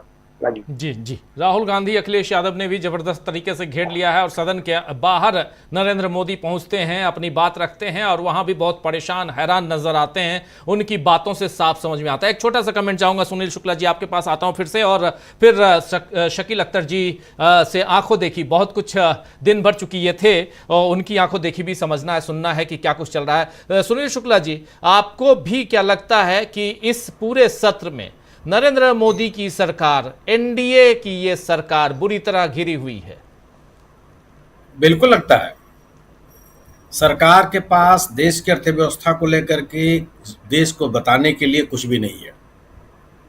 अर्थव्यवस्था कैसे सुधरेगी, रोजगार कैसे अवसर सृजित किए जाएंगे, किसानों की आय दुगनी कैसे होगी, कृषि में निवेश क्या होगा, ये तमाम जितने भी सवाल हैं, औद्योगिक विकास कैसे होंगे, मैन्युफैक्चरिंग सेक्टर का सुधार कैसे किया जाएगा, अभी तक कोई बात सामने नहीं आई है। अगर सरकार दो बड़ी परीक्षाओं में के शुचिता को लेकर के घेरे में है और उसके पास कोई भी जवाब नहीं है तो निश्चित रूप से संसद में उसकी स्थिति बहुत बेहतर नहीं रहेगी। अगर सरकार विपक्ष के सवालों का जवाब नहीं देगी और इधर उधर की बात करेगी, वो संभव नहीं है कि बच पाएगी। क्योंकि विपक्ष आप सदन किसी देख लीजिए, विपक्ष की मौजूदगी देख लीजिए, विपक्ष की आक्रामकता देख लीजिए, एकजुटता देख लीजिए, यह सरकार को घेरे रहने की सबसे बड़ी रणनीति है और सबसे अच्छी रणनीति। और ये सही बात है जो प्रकाश हिंदुस्तानी जी ने कहा कि प्रधानमंत्री जी के रहने का एक मतलब होता है। इन तमाम विषयों पर प्रधानमंत्री हस्तक्षेप करके विपक्ष की धार को कमजोर कर सकते हैं। प्रधानमंत्रियों ने किया है, अटल बिहारी वाजपेयी ने किया, मनमोहन सिंह किया, नरसिम्हा राव जी ने कई बार किया है। हर प्रधानमंत्री जब इस तरह की क्वेश्चन स्थिति हो जाती थी हस्तक्षेप करते थे और वो खड़े होकर के जवाब देते थे। लेकिन प्रधानमंत्री जी यही नहीं है, पहले भी नहीं रहते थे। तो सदन से गायब हो जाना या विषयांतर करने की कोशिश करना यह जवाब नहीं है। इससे आप और घिरते चले जाएंगे। आपको जो जनता के सवाल है उनका जवाब देना पड़ेगा। आपको ये बताना पड़ेगा कि ये जो कांवड़ यात्रा में आपने लोगों के नाम लिखने के लिए आदेश दिए थे, क्यों दिए थे, आप इससे क्या हासिल करना चाहते थे। या तो सरकार जो विपक्ष आरोप लगा रहा है कि आप ध्रुवीकरण की राजनीति और नफरत की राजनीति करना चाह रहे थे, उस आरोप को स्वीकार कीजिए। अन्यथा आप अपने गवर्नेंस के तरीके बताइए कि नहीं हमारे ये नहीं हो, ये कारण है, आप इस विषय से ही भाग रहे हैं। जो अभी संजय सिंह का आपने स्टेटमेंट सुनवाया कि वो राज्यसभा में बात करना चाहते थे, वहां भी सरकार चर्चा करने के लिए तैयार नहीं है। राहुल गांधी ने कहा कि नीट पे बहस करना चाहते थे, सरकार नीट पे बहस करने के लिए तैयार नहीं है। तो अगर आप नीट पे बात नहीं करेंगे, बेरोजगारी पे बात नहीं करेंगे, कांवड़ यात्रा की सब अनर्गल तथ्यहीन अतार्किक आदेश के ऊपर चर्चा नहीं करेंगे, तो आप तो घिरे हुए ही हैं। इसे कैसे निकल सकते हैं आप? इसके निकलने का तरीका केवल और केवल यही है कि आप जनता को विश्वास में लीजिए। इसका तरीका केवल और केवल है कि आप जनता को यह बताने में सफल होइए कि जो विपक्ष आरोप लगा रहा है उस विपक्ष में कोई दम नहीं है, कोई तर्क, उसमें कोई तर्क नहीं है, तथ्यहीन आरोप है, सरकार इस तरह से काम कर रही है। और अब तो स्थिति आ गई कि जो इनके सहयोगी हैं उन सहयोगियों के आरोप से आप घिरे रहेंगे। बिहार का मसला सामान्य मसला थोड़े है।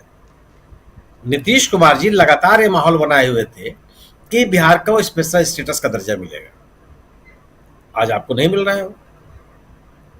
कैसे हो पाएगा? आप अपनी जनता को कैसे संतुष्ट कर पाएंगे अपने लोगों को? क्या केवल पैकेज की बात पे अगर आप करते हैं तो पैकेज तो आपको मिल ही रहा था, क्या कोई भी सरकार होती तो आपको मिलता जी। लेकिन सवाल यह है कि जिस मुद्दे के साथ, जिन बातों को लेकर के आप एनडीए सरकार का समर्थन के लिए उतरे, अपने नीतियों से इतर काम करने वाली पार्टी के साथ खड़े होने का आपने साहस किया, वो यह था कि आप बिहार को विशेष राज्य का दर्जा दिलवाएंगे। वो तो साफ साफ हो गया आज कि नहीं आएगा, और ये पहले भी लग रहा था कि नहीं आएगा। हमारे अब जैसे लोगों को लग रहा था कि हो सकता है कि संशोधन हो जाए, हो सकता है कि 16वें वित्त आयोग का जो जो अनुशंसा है उसमें सरकार संशोधन कर ले और एक नया रास्ता निकाले, वो भी नहीं हो पाया। तो जो आपके सहयोगियों के बीच सहमति के मुद्दे थे उसका भी स्पष्टीकरण आपके पास नहीं है। जनता के बीच से जो उठे हुए सवाल हैं उसका भी जवाब आपके पास नहीं है। विपक्ष जिन मुद्दों को लेकर के आप पे हमलावर है, न्यायालय में आपकी फजीयत हो रही है, उसके बारे में भी आपके पास कहने के लिए कुछ नहीं है। तो स्वाभाविक सी बात है कि ये पूरा का पूरा जो बजट सत्र होगा इसमें सरकार विपक्ष के निशाने पे रहेगी, उसके बचने का कोई तरीका नहीं है। अब ये कल निर्भर करेगा कि कल जो आर्थिक सर्वेक्षण लाते हैं, आर्थिक सर्वेक्षण में क्या स्थिति बनती है, जो बजट प्रस्तुत करते हैं उसमें क्या लाते हैं। आर्थिक सर्वेक्षण आज पटल पे रख चुके हैं, आज ला चुके हैं नहीं गया आर्थिक सर्वेक्षण, लेकिन तो मैंने देखा नहीं उसको। कल बजट पेश किया जाएगा। अब सोचिए कि आर्थिक सर्वेक्षण की भी चर्चा होती है। जी बिल्कुल होती है। आर्थिक सर्वेक्षण में कोई चर्चा ही नहीं हुई, मेरे को पब्लिक डोमेन में कोई बात नहीं आ रही, क्या कहा गया है क्या नहीं कहा गया जी। अब उस विषय से अलग इस विषय पर चर्चा होने लगी। ये सरकार की विफलता ही तो है।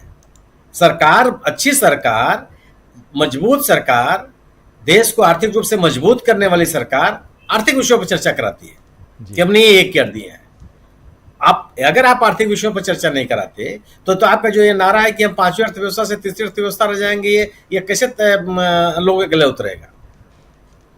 अब बजट ये कल देखिए बजट में क्या आता है कि बजट की क्या स्थिति बनेगी, बजट में कितना लोगों को राहत देते हैं। टैक्सेशन से कोई अर्थव्यवस्था नहीं सुधरती है, कर लगा देने से किसी देश की अर्थव्यवस्था सुधरी है ना किसी देश की अर्थव्यवस्था सुधरेगी। जब तक आप मैन्युफैक्चरिंग सेक्टर को बहुत प्रमोट नहीं करेंगे, आर्थिक विषमता को दूर करने का प्रयास आप नहीं करेंगे, निवेश को बढ़ावा नहीं देंगे, तब तक आप अर्थव्यवस्था को बेहतर नहीं कर सकते। अभी कल ही जानकारी होगी कल किस रूप में बजट को ला रहे हैं। तो मेरा अपना मानना है कि जो जनता के सवाल हैं वो गंभीर हैं और उन सवालों की जवाबदेही का जवाब सरकार आम जनता को दे नहीं पा रही है। और ऐसी स्थिति में पूरे सत्र भर मुझे लगता है कि मोदी सरकार विपक्ष के निशाने पे ही रहेगी। जी बिल्कुल बिल्कुल आप सही कह रहे हैं। आर्थिक सर्वेक्षण पर मल्लिकार्जुन खड़गे ने जो प्रतिक्रिया दी है उसमें उन्होंने कहा है कि मोदी सरकार की नाकामियों पर चमचमाते हुए खोखले लिफाफे की तरह ये आर्थिक सर्वेक्षण है, ये कहा है मल्लिकार्जुन खड़गे ने। और गौरव गोगोई ने कहा है कि आर्थिक सर्वेक्षण ज़मीनी हालात से बिल्कुल परे, असलियत में लोगों के हालात ठीक नहीं हैं। ये आर्थिक सर्वेक्षण पर आज प्रतिक्रियाएं आई हैं अलग अलग विपक्षी दलों और खासकर कांग्रेस पार्टी की तरफ से। लेकिन एक बात बहुत मज़ेदार, बहुत इंपॉर्टेंट है, समझना चाहता हूँ शकील जी, सबसे बड़ी चीज़ कि आप तो चूँकि सुबह से लेकर शाम तक वहाँ रहते हैं, सदन में दोनों सदनों की गतिविधियों को देखते हैं, कवर करते हैं, लोगों से मुलाकात होती है, नेताओं से मुलाकात होती है, सांसदों से मुलाकात होती है। आज नरेंद्र मोदी जी जब अपना भाषण, अपना बयान दे रहे थे मीडिया के सामने, तो उसमें यह भी कह रहे थे कि आखिरी जो राजनीति करनी है विपक्ष को वो जनवरी 2029 में कर लेना, उसके बाद 6 महीने का वक्त रहेगा, राजनीति कर लेना और अभी काम कर लें। राजनेता राजनीति नहीं करेगा तो क्या करेगा? और ये कहने का मतलब क्या वो अपने नेताओं को कह रहे हैं कि अभी तुम राजनीति मत करो, बयानबाजियां बंद? इन तमाम मसलों पे ऐसी जो बातें होती हैं, इस पर उनके ही साथी विपक्ष के लोग क्या कुछ कहते हैं। बहुत लोगों से ऑफ रिकॉर्ड बातें होती होंगी आपकी, और मैं ये नहीं कहूंगा कि आप यहां नाम लीजिए, किसी का ऑफ रिकॉर्ड में नाम नहीं लेना चाहिए, लेकिन जरूर बताइए कि लोग कहते क्या हैं। देखिए राजीव जी, कुछ बातें बताते हैं हम आपको। आपने कहा कि दोनों सदनों में जाते हैं। जी हां, सही अगर कहा जाए तो जाते थे। नई संसद में दोनों सदनों के बीच इतनी दूरी है कि हम ही नहीं, बाकी भी जो लोग दोनों सदन कवर करते हैं उनके लिए मुश्किल हो जाता है। एक सदन से दूसरे सदन में जाने के लिए इतनी लंबी गैलरी पार करना पड़ती है, इतने दरवाजे क्रॉस करना पड़ते हैं कि वो पुरानी संसद याद आ जाती है कि एक से निकल के दूसरी में चले जाते थे। आपको भी याद होगा जी। और वहां पे एक जगह फोन रखते थे हम लोग और वहीं से आके उस फोन से अपना मैसेज देते थे, काम करते थे, खबर देते थे और वापस गैलरी में पहुंच जाते थे।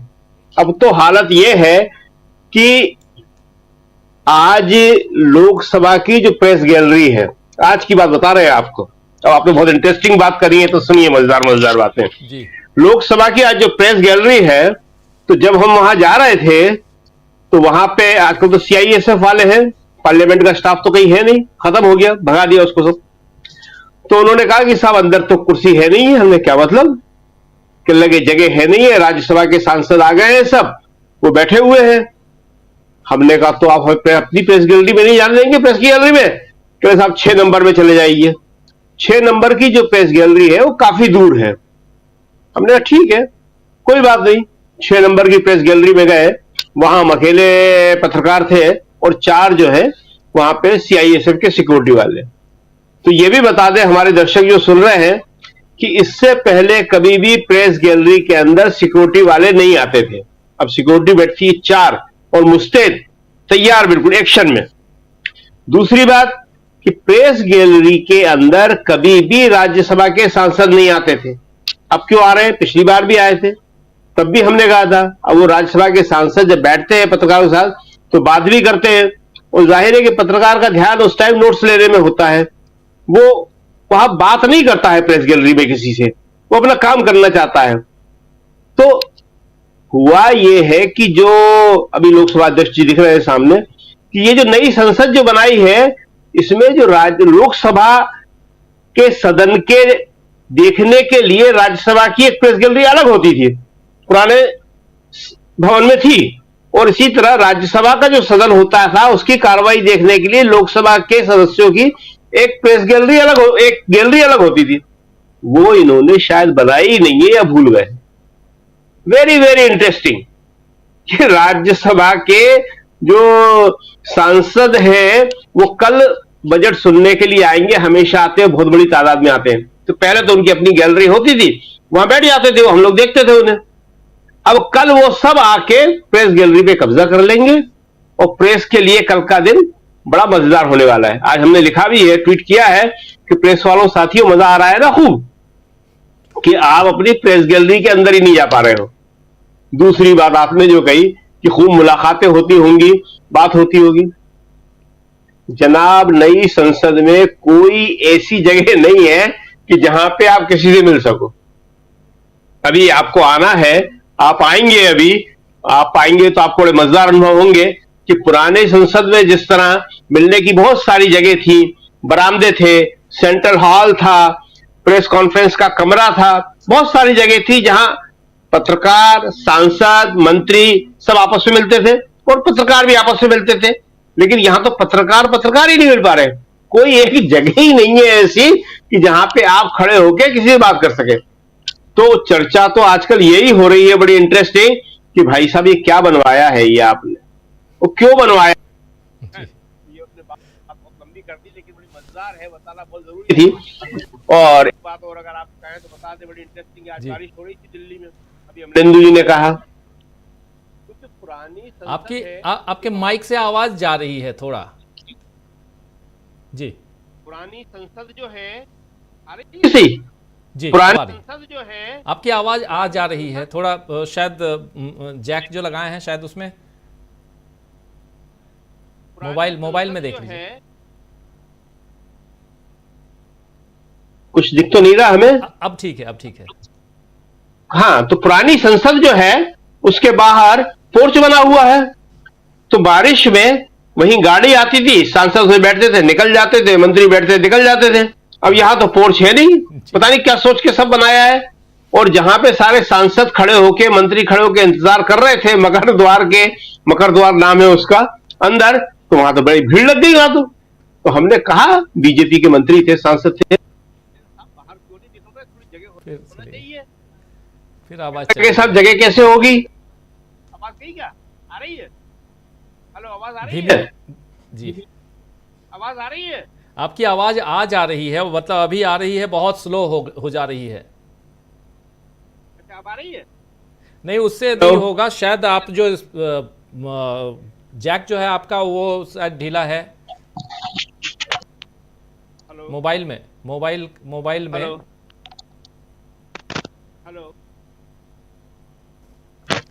हेलो जी, अभी आ रही है।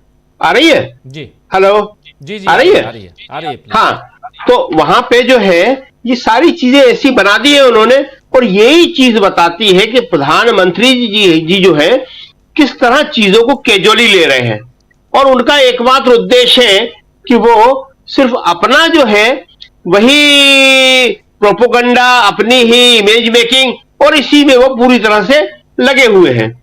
तो देखिए, ये सब जो चीजें हैं इसका असर अब दिखने लगा है। पहले जो था विपक्ष कमजोर था, लेकिन इस बार विपक्ष एक भी है और विपक्ष मजबूत भी बहुत है। और राहुल गांधी इस बार जो है बड़े सीधे अंदाज में, सधे हुए अंदाज में बिल्कुल जनता से जुड़े हुए मुद्दे उठा रहे हैं। और ये जनता के जो मुद्दे राहुल गांधी उठा रहे हैं, इससे जो है सत्ता पक्ष में बहुत बेचैनी है।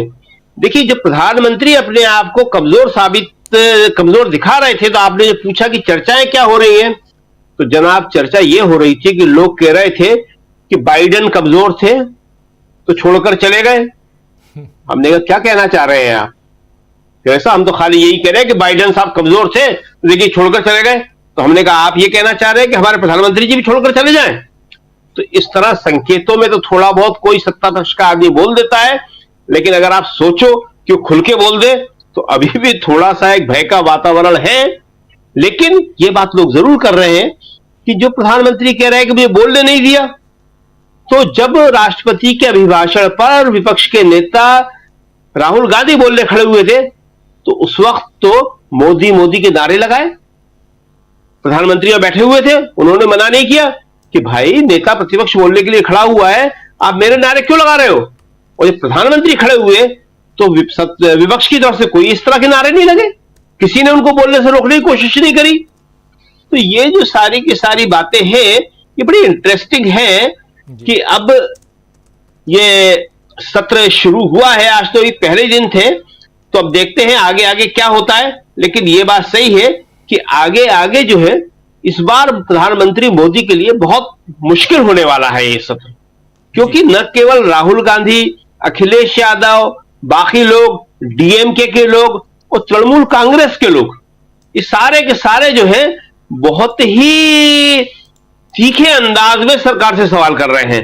और चूंकि सरकार के पास कोई जवाब नहीं है और न उसको जवाब देना है न देना चाहती है, तो इसलिए सरकार की मुश्किलें बढ़ेंगी। जी राजीव जी बिल्कुल, सरकार की मुश्किलें कैसे बढ़ रही हैं इस पे हम चर्चा कर रहे हैं। और चर्चा यहां से, चूंकि आज से बजट सत्र की शुरुआत हुई है, आर्थिक सर्वेक्षण जो है, आर्थिक सर्वे या इकोनॉमिक सर्वे जिसको कहते हैं, वो आज पटल पे सदन में रख दिया गया है। और हालांकि उस पर कोई चर्चा नहीं, और कल बजट पेश होना है, लेकिन उससे पहले राहुल गांधी ने जो चर्चा छेड़ी वो बात बहुत दूर तक गई और बहुत तीखी वो बात लगी, क्योंकि राहुल गांधी ने साफ साफ कह दिया कि आपके पास पैसा है तो आप खरीद सकते हैं, यानी रिजल्ट को भी।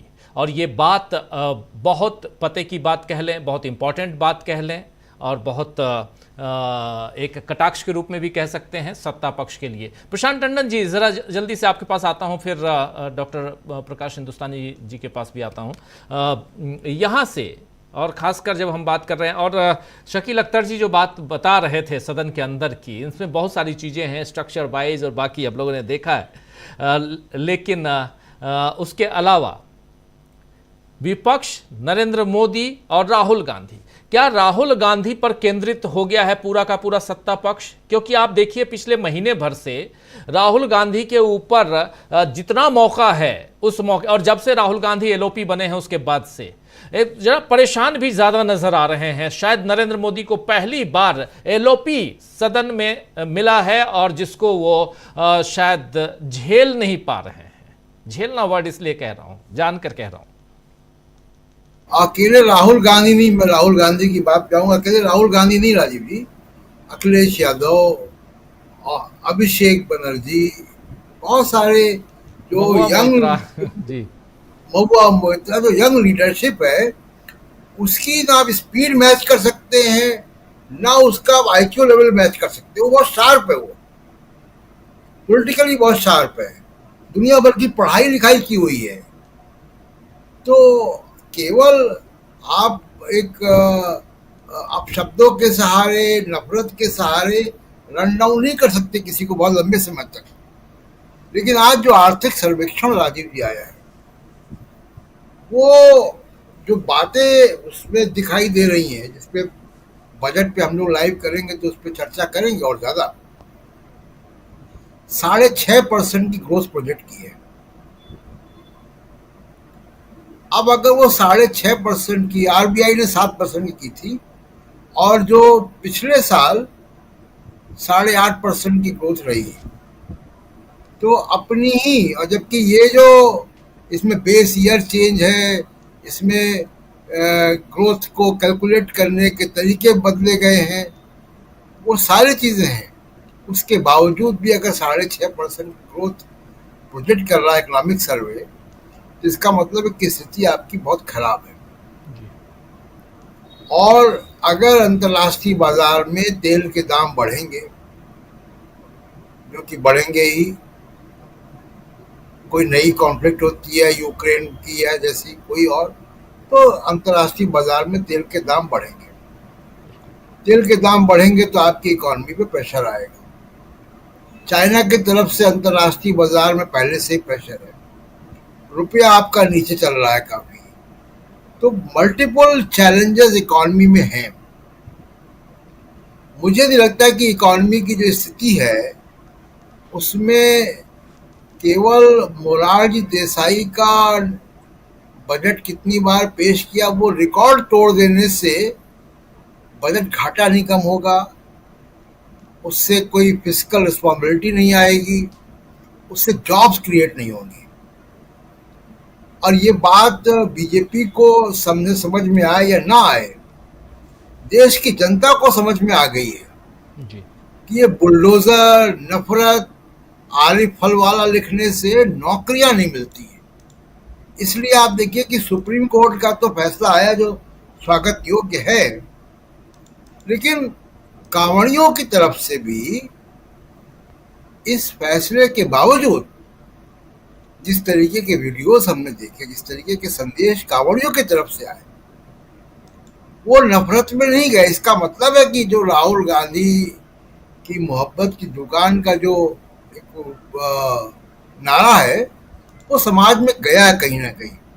ठीक है, कोई तोड़फोड़ के वीडियो आए हैं, लेकिन लाखों लोग अगर सड़कों पर चलते हैं राजीव जी, तो इस तरीके की घटनाएं होती हैं। कुछ प्रोवोकेशन होता है, कुछ ज़्यादातर यंग लोग हैं सब, तो ये होता है। लेकिन आप देखिए कि धार्मिक यानी सांप्रदायिक एलिमेंट अभी तक कांवड़ यात्रा में अपने आप में दिखाई दिया। सुप्रीम कोर्ट ने अब रोक लगा दी, उसका एक अलग प्रभाव है और वो बड़ा अच्छा किया। वो नहीं रोक लगाते तो एक बड़ा गलत संदेश समाज में जाता, जो कि डेमोक्रेसी के लिए और भारत की छवि के लिए अच्छा नहीं होता।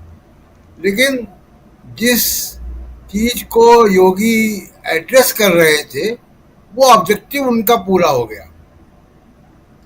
उनको नरेंद्र मोदी को एम्बेरस करना था, उन्होंने एम्बेरस कर दिया। और ये जो केशव प्रसाद मौर्य से डायलॉग बुलवाए गए संगठन और सरकार, अब योगी जी के गेंद में, पाले में गेंद है, वो सरवाइव कर गए, बच गए। जितना प्रचार था वो उसको निकल गया। वो अभी दिल्ली और लखनऊ के बीच में ये उलझने रहेंगी, लंबे समय तक रहेंगी जी।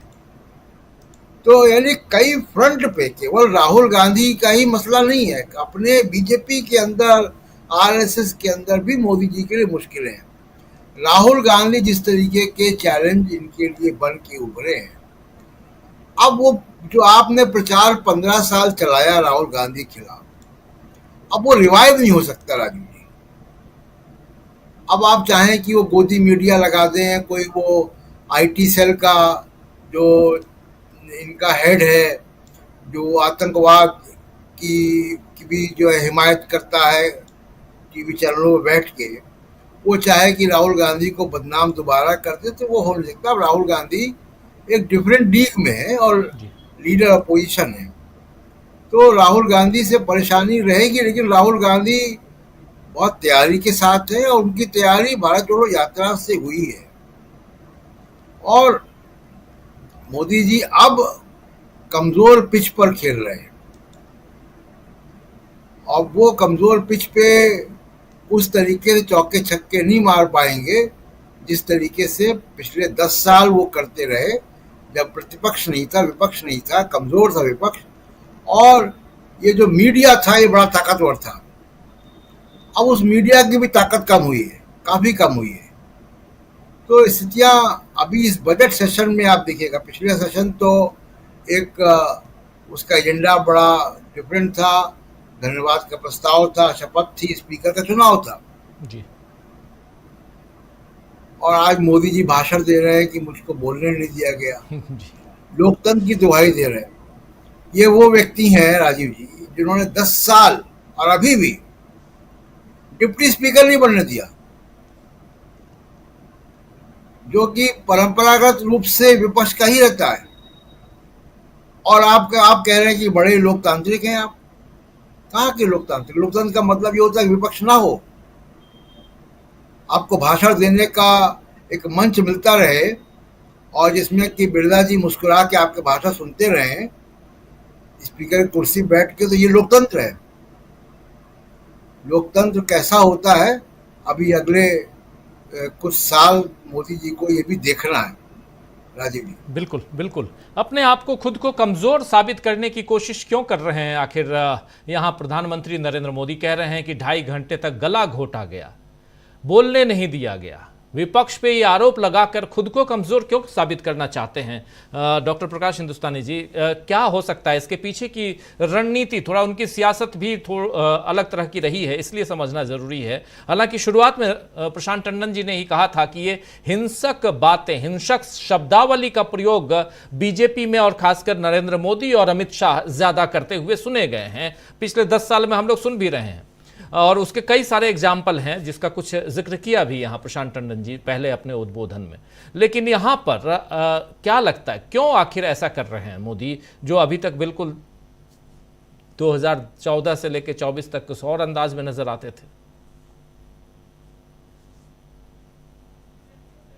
अनम्यूट कर लीजिए प्लीज।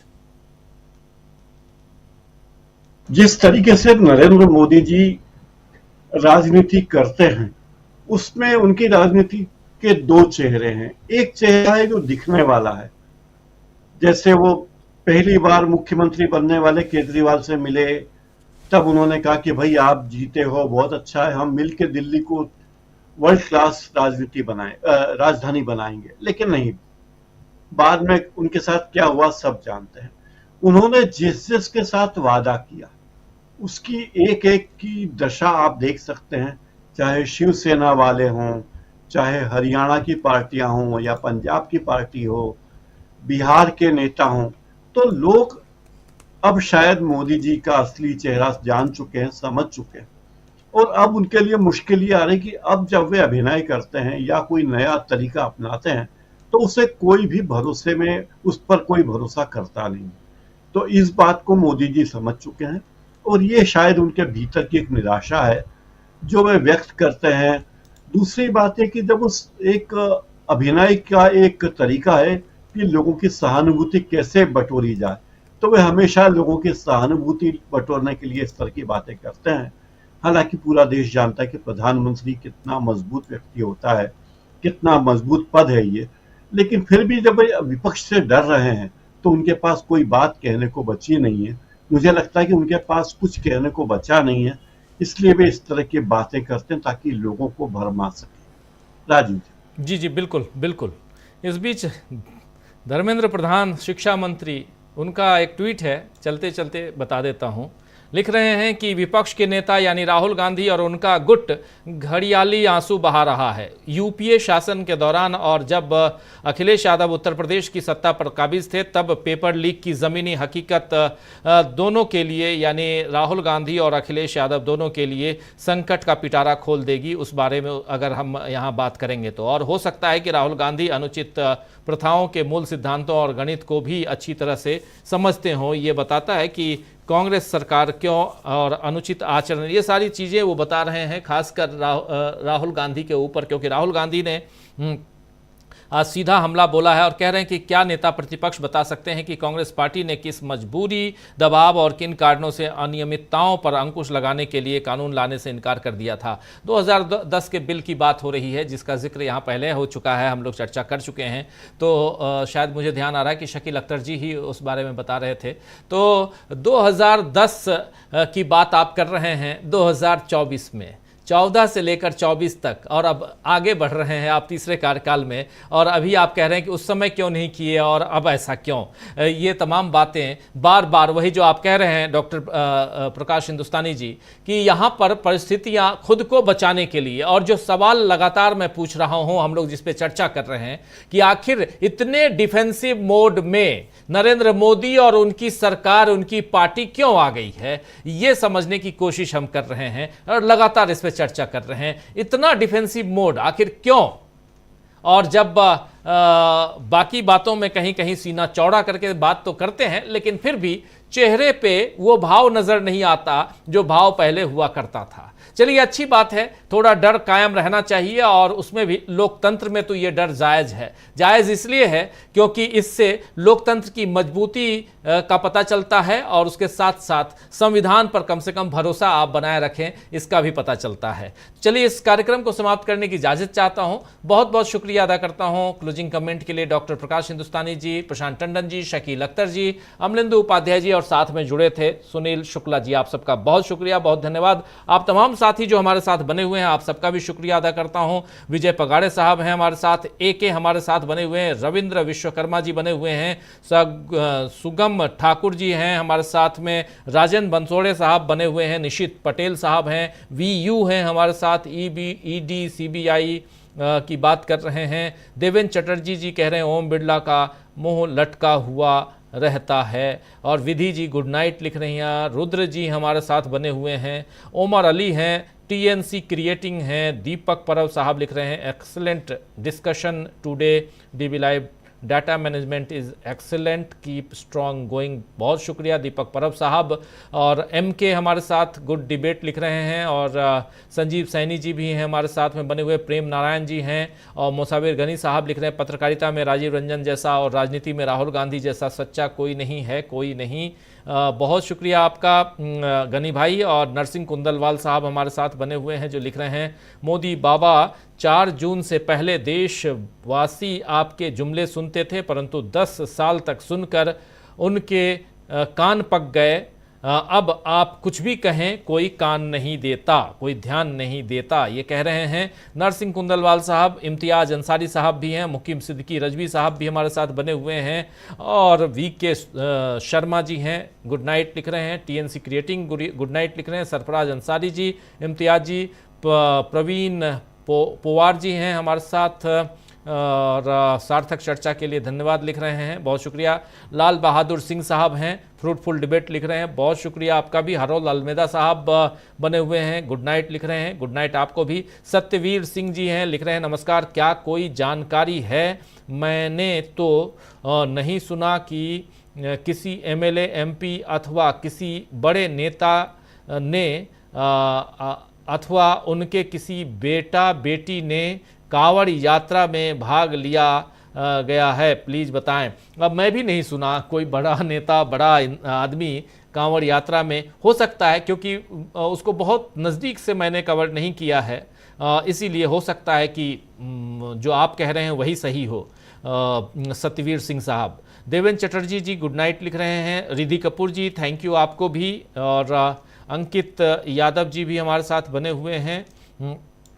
ऐसे और भी साथी हैं, हरलाल सिंह सुधा साहब हैं जो लिख रहे हैं राहुल गांधी जी आज मोदी की लंका में हनुमान की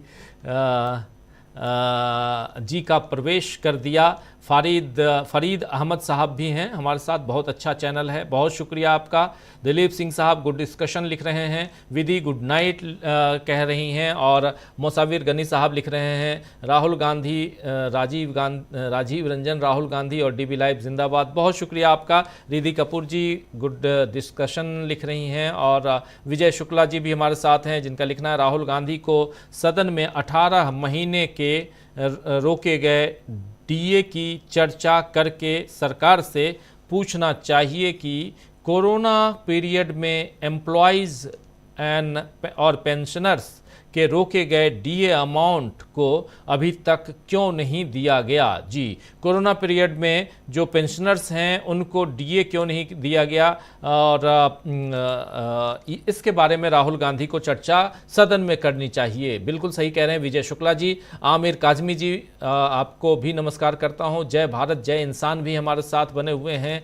अलीम अली साहब हैं, और करीम अंसारी साहब, गनी भाई, ओम प्रकाश त्रिपाठी जी और देवेंद्र चटर्जी जी, और बहुत जल्दी 8 मिलियन हो जाएगा। जी बिल्कुल, 7.9 मिलियन यानी 79 लाख सब्सक्राइबर, और बहुत जल्दी 80 लाख सब्सक्राइबर हो, उसके लिए करना कुछ नहीं है। आप अगर सब्सक्राइब नहीं किए हो चैनल को तो सब्सक्राइब कीजिए, और जल्दी से जल्दी इन तमाम हमारे जो 8 मिलियन का जो फिगर है उस पर लेके आइए। और एक बहुत महत्वपूर्ण चर्चा और भी आप लोगों के बीच रखना चाहता हूं, वो ये कि आखिर अयोध्या में भाजपा क्यों हारी, वहाँ की ज़मीनी हकीकत, उस पर एक बहुत शानदार डॉक्यूमेंट्री फिल्म हम लोग बना रहे हैं, जल्दी आप तक पहुँचाएंगे, और उसका टीजर जो है वो जल्दी आप तक पहुँचाएंगे हम। तो अयोध्या क्यों हारी भाजपा, ये ज़रूर दिखाएंगे आपको जल्दी,